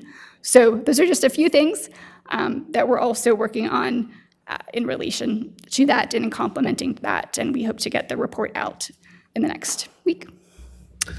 Thank you so much for the update. And I think Delegate Cohen, this was your bill, right? Do you want to comment or? Okay. Delegate Scott would tell you don't have to ask me twice to speak on something. That was the other meeting, not this one. Thank you so much. I honestly cannot say enough amazing things about Chev and what this process has been like. This was my first year and really like my first bill, and you all were amazing in guiding me gently towards the study necessity piece, and I was super stubborn about it, and I'm so grateful that smarter people than me won out, and the study really has been just kind of the gift, I think, that keeps on giving, and a lot of work that's going to come out of it. I have a bill that we're working on this session that would require VDOE to post some model transition plans as a piece of this, and also incorporate some of the amazing things that Chev has that are resources that I think we could have used as parents, and I did not even know they existed. So some more work in that area. One of the big things is, I think what was alluded to earlier, I was going to say Emily by Ms. Hallman, that we don't have a functional relationship between K-12 and higher ed. And so I think we continued to hear throughout this process that was the piece of transition specialists not really knowing or understanding what higher ed needed in the IEPs to be successful. We know that not everybody uses the Virginia IEP, but that everybody that every system uses that as sort of at least the floor for theirs. So we talked about what are sort of areas, instead of creating a new piece, like how do you really have students involved to the greatest extent possible as they go through, express that student voice, for lack of a better term, and really be able to explain for students to understand how the higher ed process is going to be different when they get there. And I think that is really, really missing in our transition work. So I do think that there's a lot that needs to come from it, but I'm grateful for just the work and the idea that there are some nice things that happened, sort of in a, kismet kind of way that maybe we can formalize a little bit better. So really looking for your guidance on different ideas of either working groups that we can establish where you think they might fit nicely. We would be really happy to be a part of that. And then the work of standardizing the summary of performance piece, whether obviously that's really more regulatory, but what can we do to really have VDOE work harder on explaining to special education folks what really needs to be in that piece for our students, and not just senior year, sort of be thinking about it as you are going through all of high school for sure. So anyway, I just wanted to say thank you again, and also just ask if you have any sort of specific thoughts around how do we address sort of some of the recommendations that you all have coming out of this. Great, and thank you. I'd like to respond to the second question first, which is then my summary of performance, and that is something where this report will reference it, but we are actively working with VDOE to figure out what that will look like in the expectation. That would be something that would be used across the board, and we've had input on that from our work group, from both K through 12 and higher ed, and so that's the thought of everyone is on the same page, so it should be something that everyone accepts. And so that is really important to get right, and it's taking more time than it would be ready to include in this report, so that will continue on, and once that is done, then that would be as a follow-up, but I think that speaks to that point. Regarding work groups, I will just say, our work group at Chev, our advisory committee, is extremely active, and and especially the students on there are wanting to take on more work and more roles than we even have ideas for. So I think there's definitely a willing participants. It's just what should be the focus, and should it be some recommendations here? I don't have an answer yet today, but I do know there's definitely interest in pulling some, at least from when we had our committee meeting last week, pulling resources that exist kind of out there of best practices in terms of student success in higher ed. And I also know as one of the other detailed recommendations that will be in this report is to work with VDOE on updating their college guide for students with disabilities that has not been updated since 2013. So we will also be working with them on that. So I think we have our work cut out for us in terms of what we have the capacity to do. But there's definitely been tremendous interest from our committee members and our work group members to do more. Thank you. That's exciting to hear because this is such an anxiety-inducing time in students and families' lives, and I'm sure higher ed as well as. And I'll remind Delegate Cohen and all our legislators that if you do have bill ideas or are already set on bringing something next session, maybe bring it next month and you could try to gain the seal of approval or feedback from this council, and that will hopefully help you as you are working through the legislative process. Any other comments or? Okay, thank you so much. Looking forward to where this goes. And now I will just open it up to members. If there's anything you want to bring for the good of the whole forward, now's the time to do it. All right, Connor, you're up. I hear on the news that the government. Bring that over to you.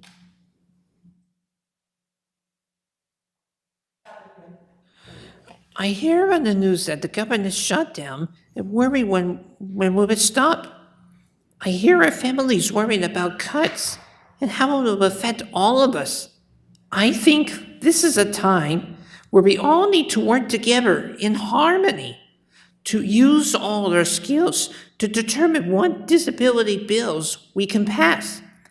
I understand that this will be one of our most difficult budgets.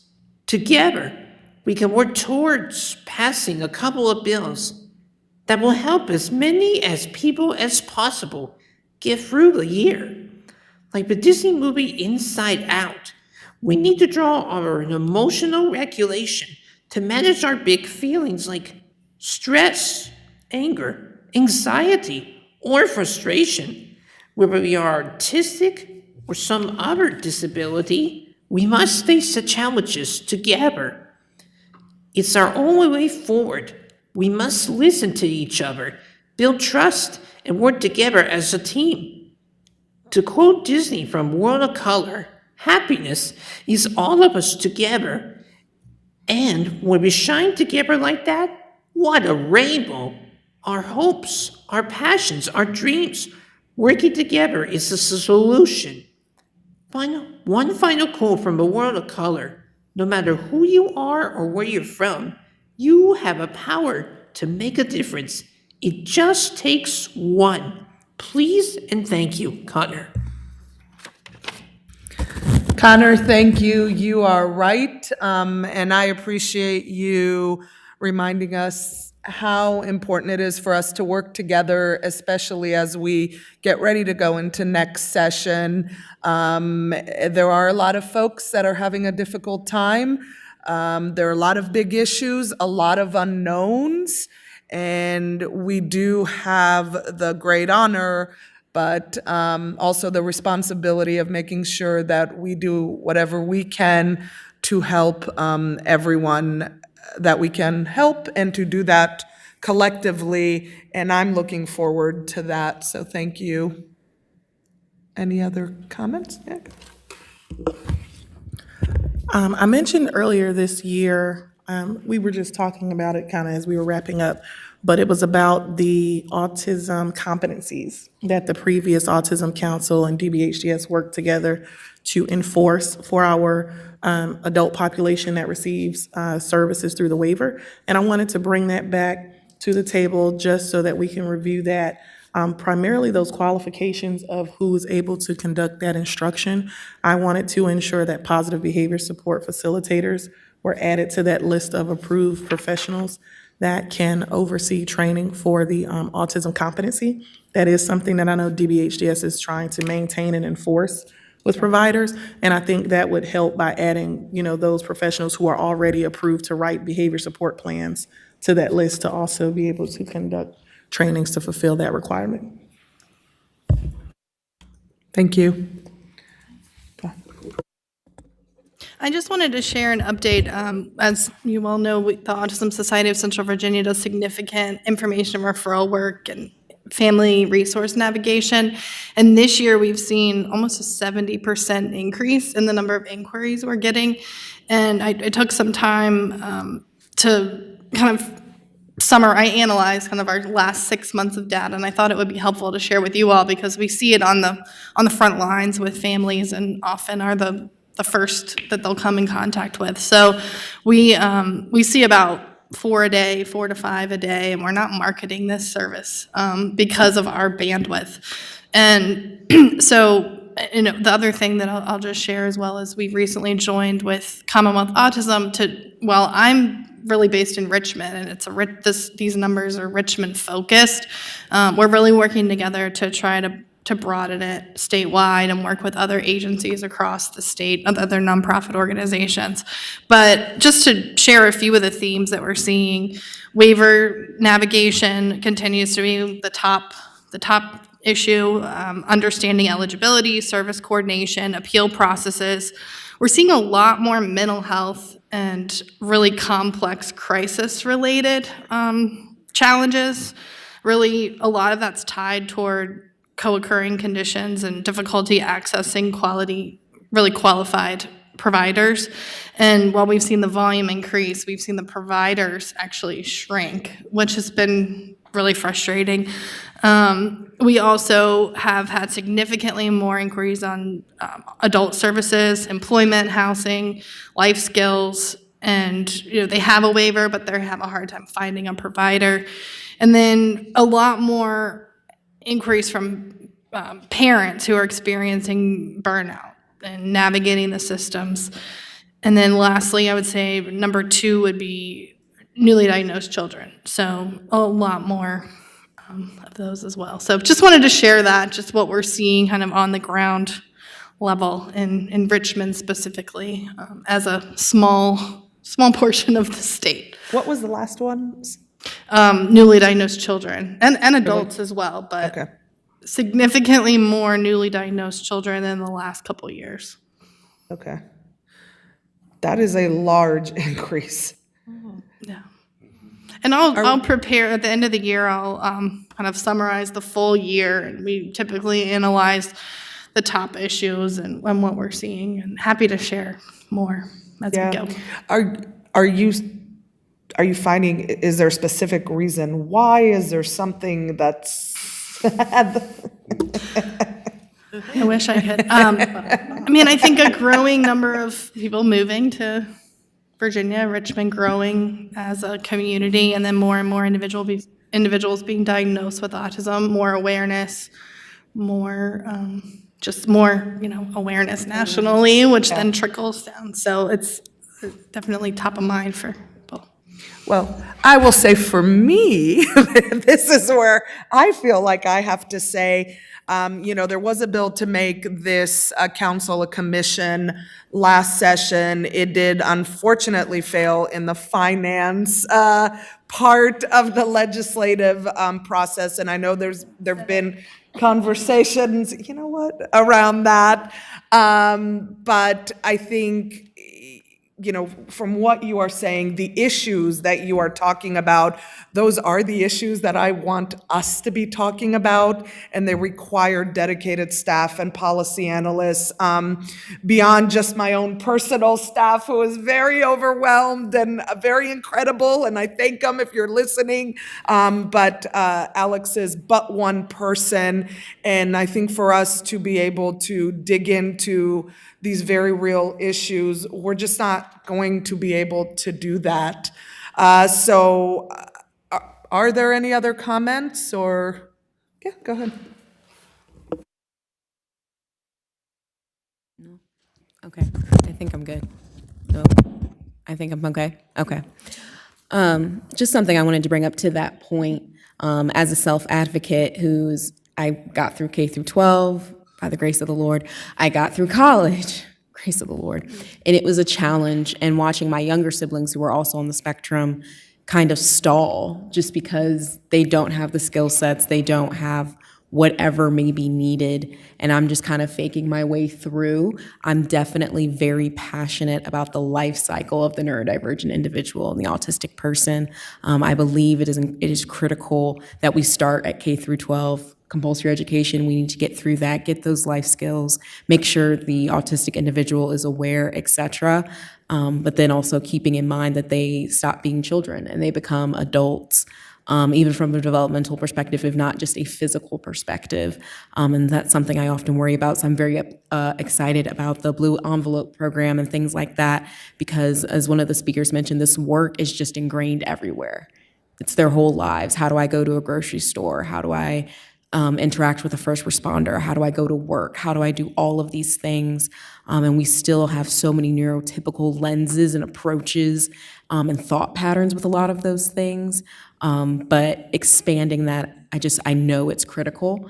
And that autism is really just the beginning space. It's I always say in my community education with corporate partners that autism and ADHD had the best PR partners. Everyone knows those words. Everyone knows what that means. To some extent, there's more education to be had. But I also think about all my other neurodivergent friends and family and fellow Commonwealth members and constituents who are also just trying to navigate. And I agree that a council alone won't be the end-all be-all, oh, we fixed it. So I'm hoping to see more conversation, more engagement, more hard deliverables, really, that will make the lives of other folks easier, because I can tell you, not having the best time, and could always, use that support. So I'm hoping to see that more and be more readily accessible in the future. Thank you for sharing that, and also the recognition that we are one, right, of many. And, all I can think about that is the good work that we're able to do here.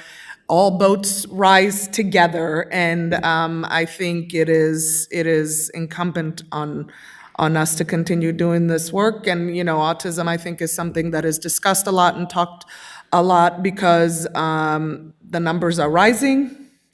Research, although we see it's maybe taking a step back, hopefully we'll start going in the right direction again. And thank you for that. Any other comments?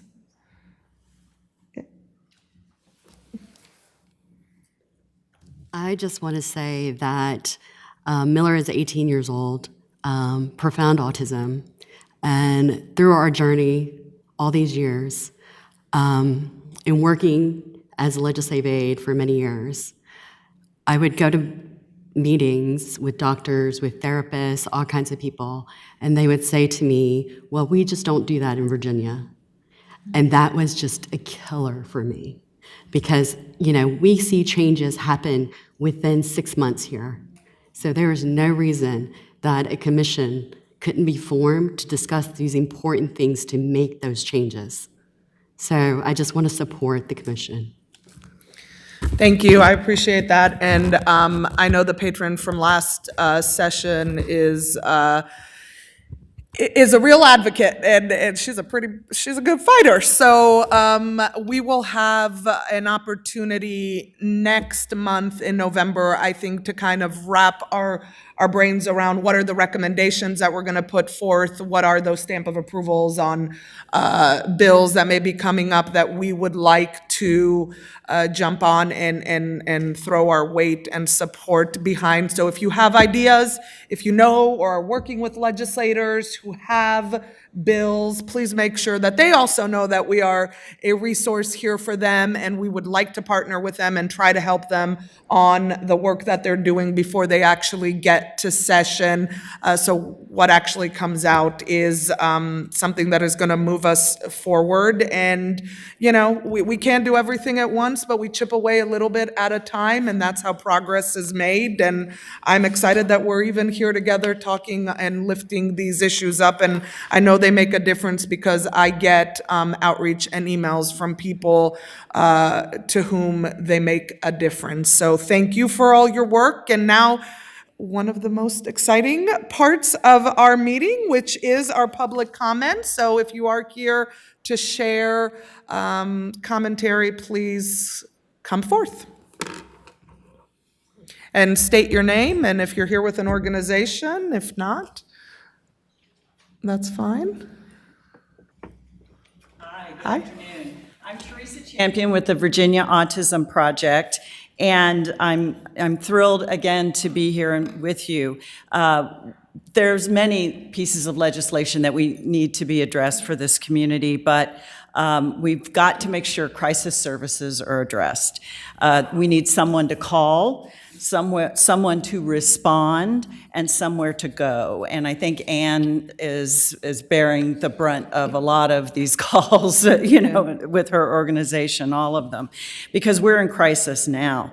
I've been repeatedly to the Behavioral Health Commission and the Disability Commission. And last month in the Behavioral Health Commission, there was a really interesting presentation about aligning crisis services and the civil commitment process.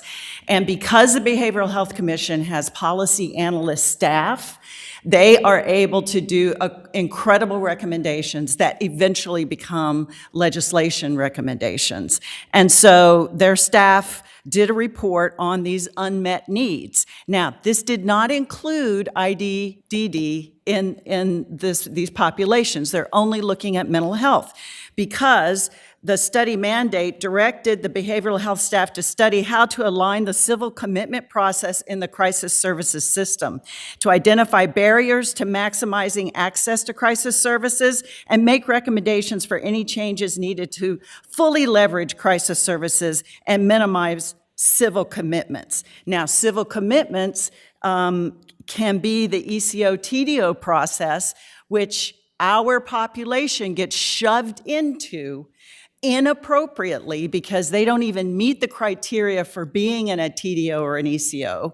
And many of them don't have mental health diagnosis. And so that is, they're incorrectly put into that process. So in brief, they said, Virginia's current crisis system is not structured to serve most individuals who are at imminent risk of being involved in the civil commitment process. So our process doesn't even meet the needs of the people it's supposed to be meeting the needs of.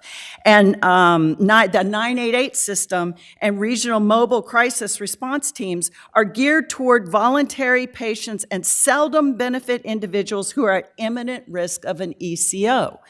That also said crisis facilities serve few involuntary patients overall, with variation between facilities. So high acuity needs do not get met, nor do they benefit from crisis services in Virginia, and autism in crisis is a high acuity need. So we send ASD to TDOs and ECOs wrongly, and they do not meet that criteria. So the Behavioral Health Commission made all of this a priority and put really talented staff towards researching and investigating and making policy recommendations. And that's what we need here for this population, because it's not clinically appropriate to place autism who are in crisis in these facilities in this process. And I will give you just one or two examples. Young man recently at a high school is autistic, went into crisis, very agitated. The SRO was called. People were involved. He ended up being sent, now he was in Southwest Virginia. So ended up being sent to a mental health hospital. And he was, I think he had just turned 17, if that, in Loudoun County. And he was there for 5 days. And his parents had to go pick him up after 5 days. And we were able to get him out, but they wanted to keep him longer, but we were able to get him out because the question was, what are you going to do? He's not on mental health psychiatric drugs. You're not going to put him on any. What else are you going to offer him? Group therapy, he's not going to be able to participate in that and get something meaningful out of it. He needs a specialized program to help him. And there was just another example. There was a daughter recently criminally charged with assault on a law enforcement officer. We've been talking about that repeatedly, ended up in jail, and the parents only found a place out of state to take their daughter. So again, we're not meeting our needs. So I've researched what other states are doing, and many other states do have autism commissions. And if one of the current groups that we have currently here in Virginia was able to meet these questions, they would have done so, because we've been to them. We've been to all of them, and they're not doing it. And I'll just remind you in closing that JLARC has a 2009 report that they did on the needs of the autism community. And I looked at that report recently and their recommendations, and the ones that were met were brought to you by parents. They answered those problems and those recommendations. Parents gave you the answers. So we need a focused commission with talented policy analyst staff to really address all of these complex needs. Thank you so much for your attention and for being here. I really appreciate it. I think we have one more speaker.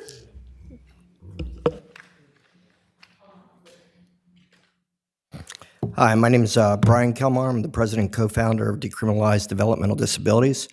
Most of our cases are all autism related, of getting caught up in the criminal justice system. You asked about legislation. I have 3 bills that I'm working on right now.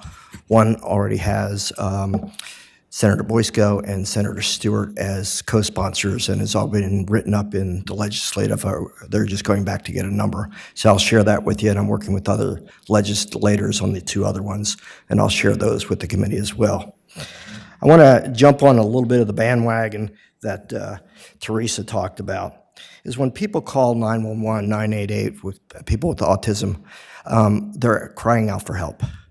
And what ends up, they're ending up with heartbreak. They're ending up either in a mental institute, a mental health facility, or if we don't have any of those available, which is a lot of the time, I don't know, it's a very high percentage, where they end up in jail.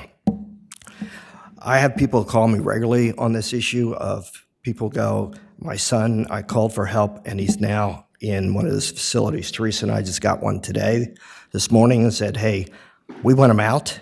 They won't let him go. And we're not pressing any charges. He had some autism reactions. And what happens is we treat autism like mental illness. Autism is not mental illness, except our responses are mental illness responses, such as when we handle these systems. They end up in TDOs and ECOs, as Teresa pointed out. That is the wrong place and only makes things worse. And the process right now harm these people, harm the children, harm the families, and it's devastating, and it's for life in there. Although a lot of autistics have comorbid mental illness, they say it's up to like 60 to 70% have comorbid mental illness. Well, 85% of that comorbid mental illness has to do with their autism, anxiety, and depression. Those are not things that you need to go to a mental hospital for. It's because the way they are interacting with society, that's what causes the depression and the anxiety. We looked at REACH as being an answer to helping us when we get in these crisis situations. It has not worked. We've gone round and round with this situation over and over. We continue to look at this, and it's gone back and forth, and we've gone to the Disability Commission, the Behavioral Health Commission.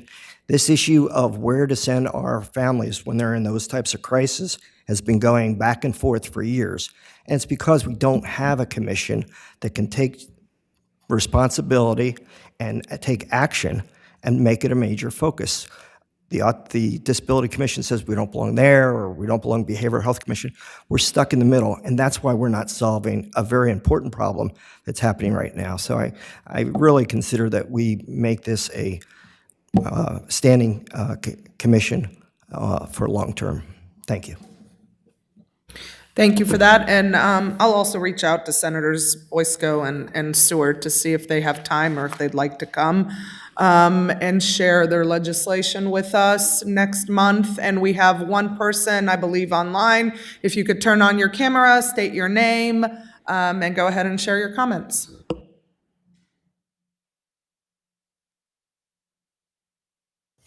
Okay, can you, hello. This time. Okay, can you hear me and can you see You're me? good. We can see. Thank you. Okay, thank you so much. Hi, my name is Yuki Kodab. I'm a special education teacher with master degree in special education. I'm currently teaching students with autism and multiple disability in Fairfax County Public School. I'm also trained in applied behavior analysis and working toward my BCBA certification.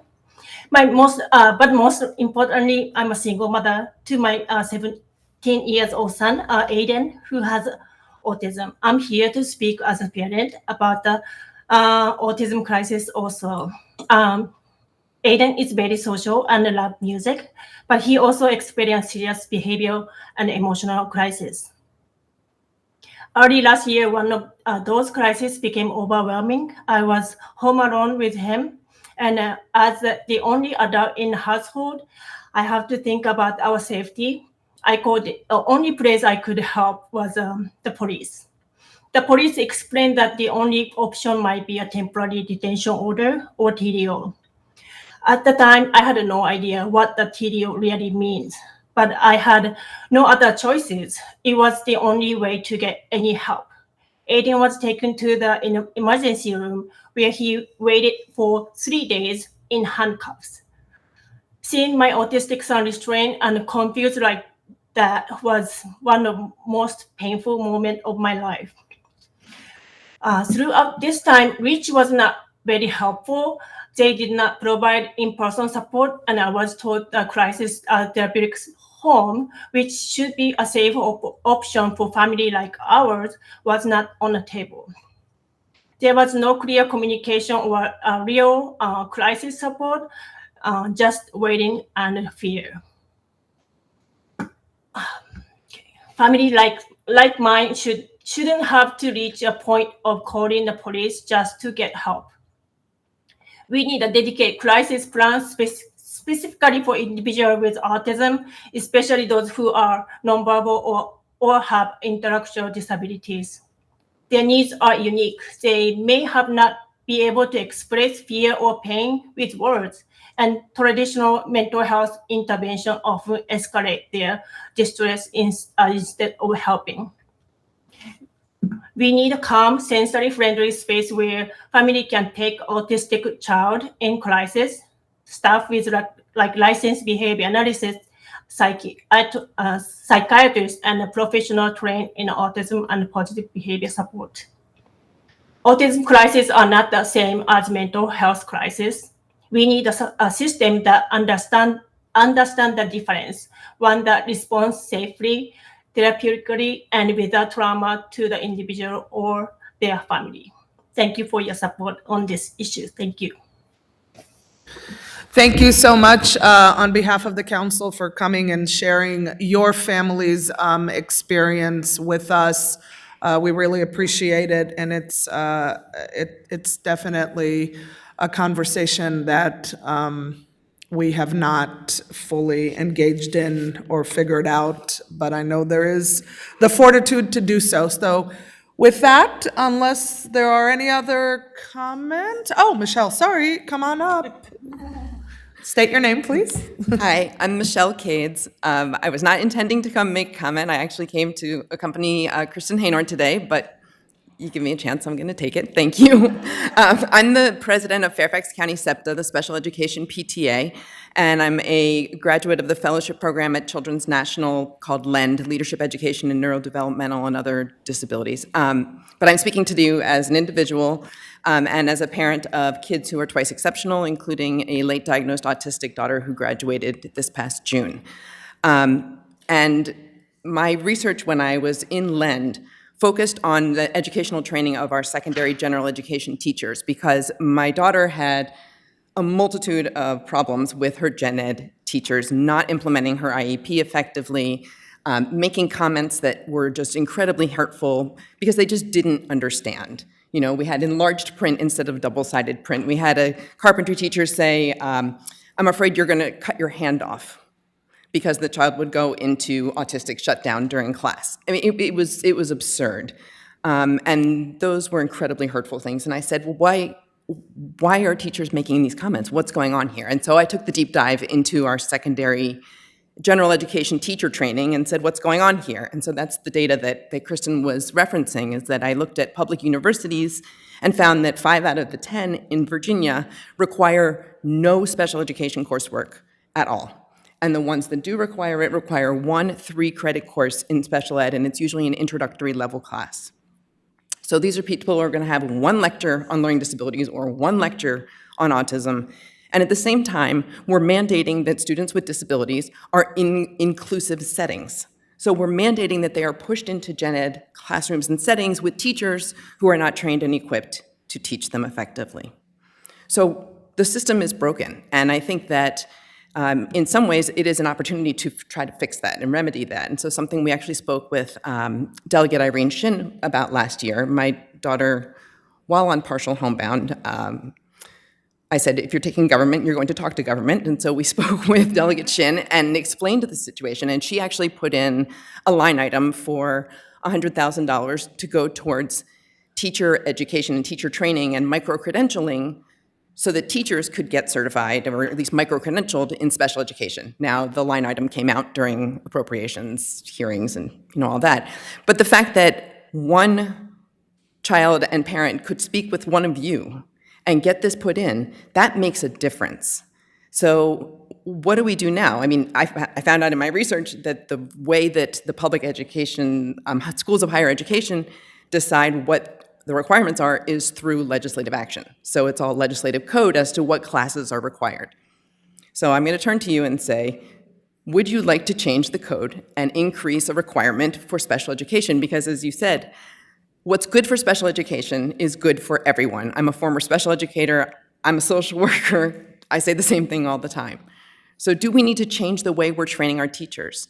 Right now, to be a career switcher, you have to take minimal special education classwork. In fact, if you want to renew your teaching license in secondary gen ed, you have to complete 2 training modules online in special ed. That's it. I did them. I clicked away and pretended I wasn't paying attention just to see, and that was all the training that I needed if I were to be renewing my 10-year license. So the fallout and the need is desperate. Up in Fairfax, we do have a youth survey study. So Delegate Hope, to your question of how do you measure some of these outcomes, FCPS partners with the Fairfax County government and does a youth survey every year. And finally, this past year, we were able to disaggregate the data by whether or not a student self-reports a disability. And the difference in the numbers is shocking in terms of the needs of the students. So maybe that's one data point that we're looking at. I mean, just as an example, were you bullied in school last year? With no disability, 6.2% of the population, students self-identifying as being disabled, 18%. Do not feel safe at school, 12.7 versus 25%. So the data is there to say we need more training. And then the other piece that we look at right now is our special education teacher vacancy rate, which is astronomical, and it's a problem everywhere in the country, not just in Virginia. But right now in Fairfax County, or at least as of last school year, nearly a quarter of the staff in special ed classrooms were not college trained in special ed. So we're failing our students in the gen ed classrooms, we're failing our students with the teachers who are doing the special education teaching right now. And I think that we have the opportunity through legislative action to increase teacher training, to increase spending for active teachers credentialing, and really help turn things around for our autistic students like my child and many, many others. Thank you. Thank you for your comments. Thank you, everyone. I know it was a longer meeting than usual, but I really appreciate it. Yeah, please do, Delegate Hope. I just want to pick up on this commission idea, and I was at the center of the storm last year because I carried the bill in the House. And just from my experience, I serve on the Behavioral Health Commission, I serve on the privilege of serving on this council, I'm on the Disability Commission, and I'm even on a Joint Commission on Healthcare. And it's not a lack of interest, it's a bandwidth issue and it's a resource issue. And the Disability Commission has as much problems as this one in terms of resources because they don't have staff that is dedicated exclusively to doing studies. So I would hope that we can, I know this question's not without controversy, I would hope that we can all come together and get some consensus on how to elevate everyone. There's clearly issues that are related to the autism committee, community that need to be addressed. And we've got to come together to address them. It is a bandwidth issue and a resource issue, and we've got to come together to solve it. That's all. Thank you. Thank you, Delegate Hope. Sorry, I did forget that you carried that. Sometimes You know, I senators just stay think it's very just the Senate. Senate, you know. Sun rises in the Senate. You know, it's a That's when bandwidth you wake issue, up. right? It's a bandwidth issue. It's all I can keep track of. No, thank you, everyone. I really appreciate everyone who came today, and we will see you next month. And with that, we're adjourned. This is the Senate of Virginia, Richmond, Virginia.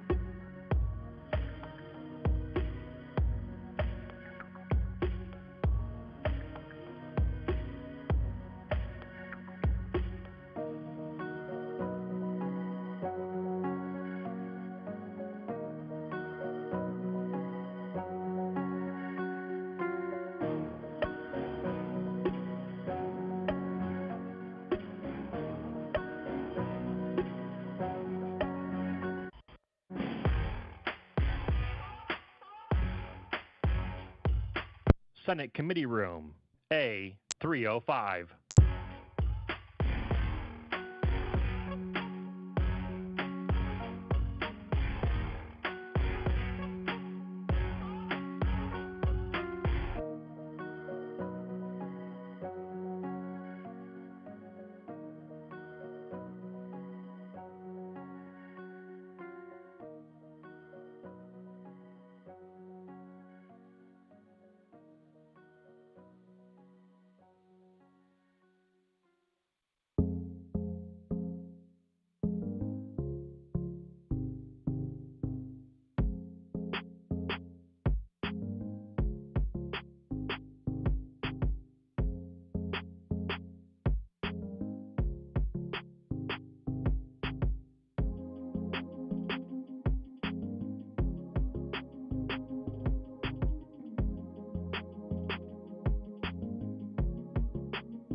Did you know that you can watch the Senate live on YouTube? Visit the channel by browsing to youtube.com/@Senate of Virginia. That's youtube.com/@Senate of Virginia.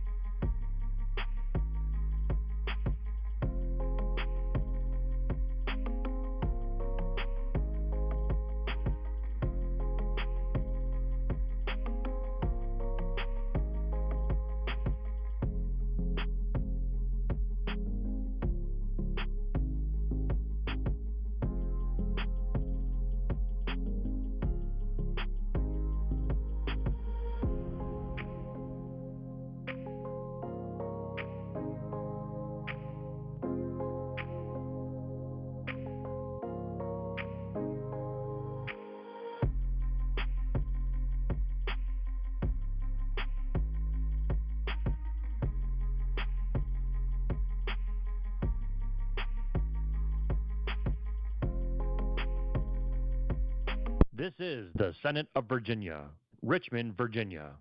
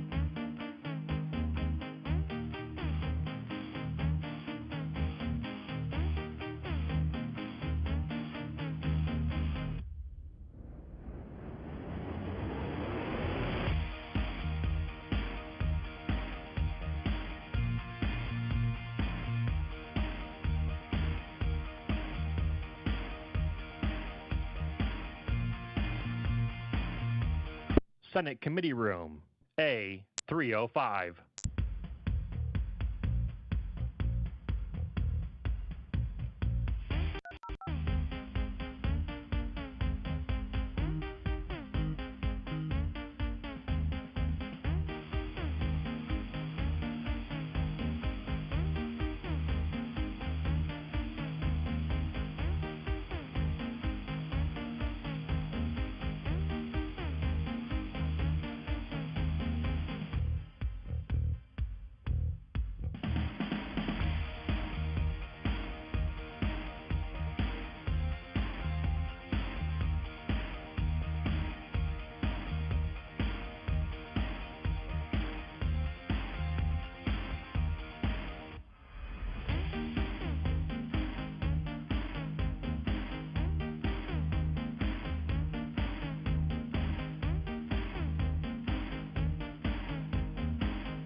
This is the Senate of Virginia, Richmond, Virginia.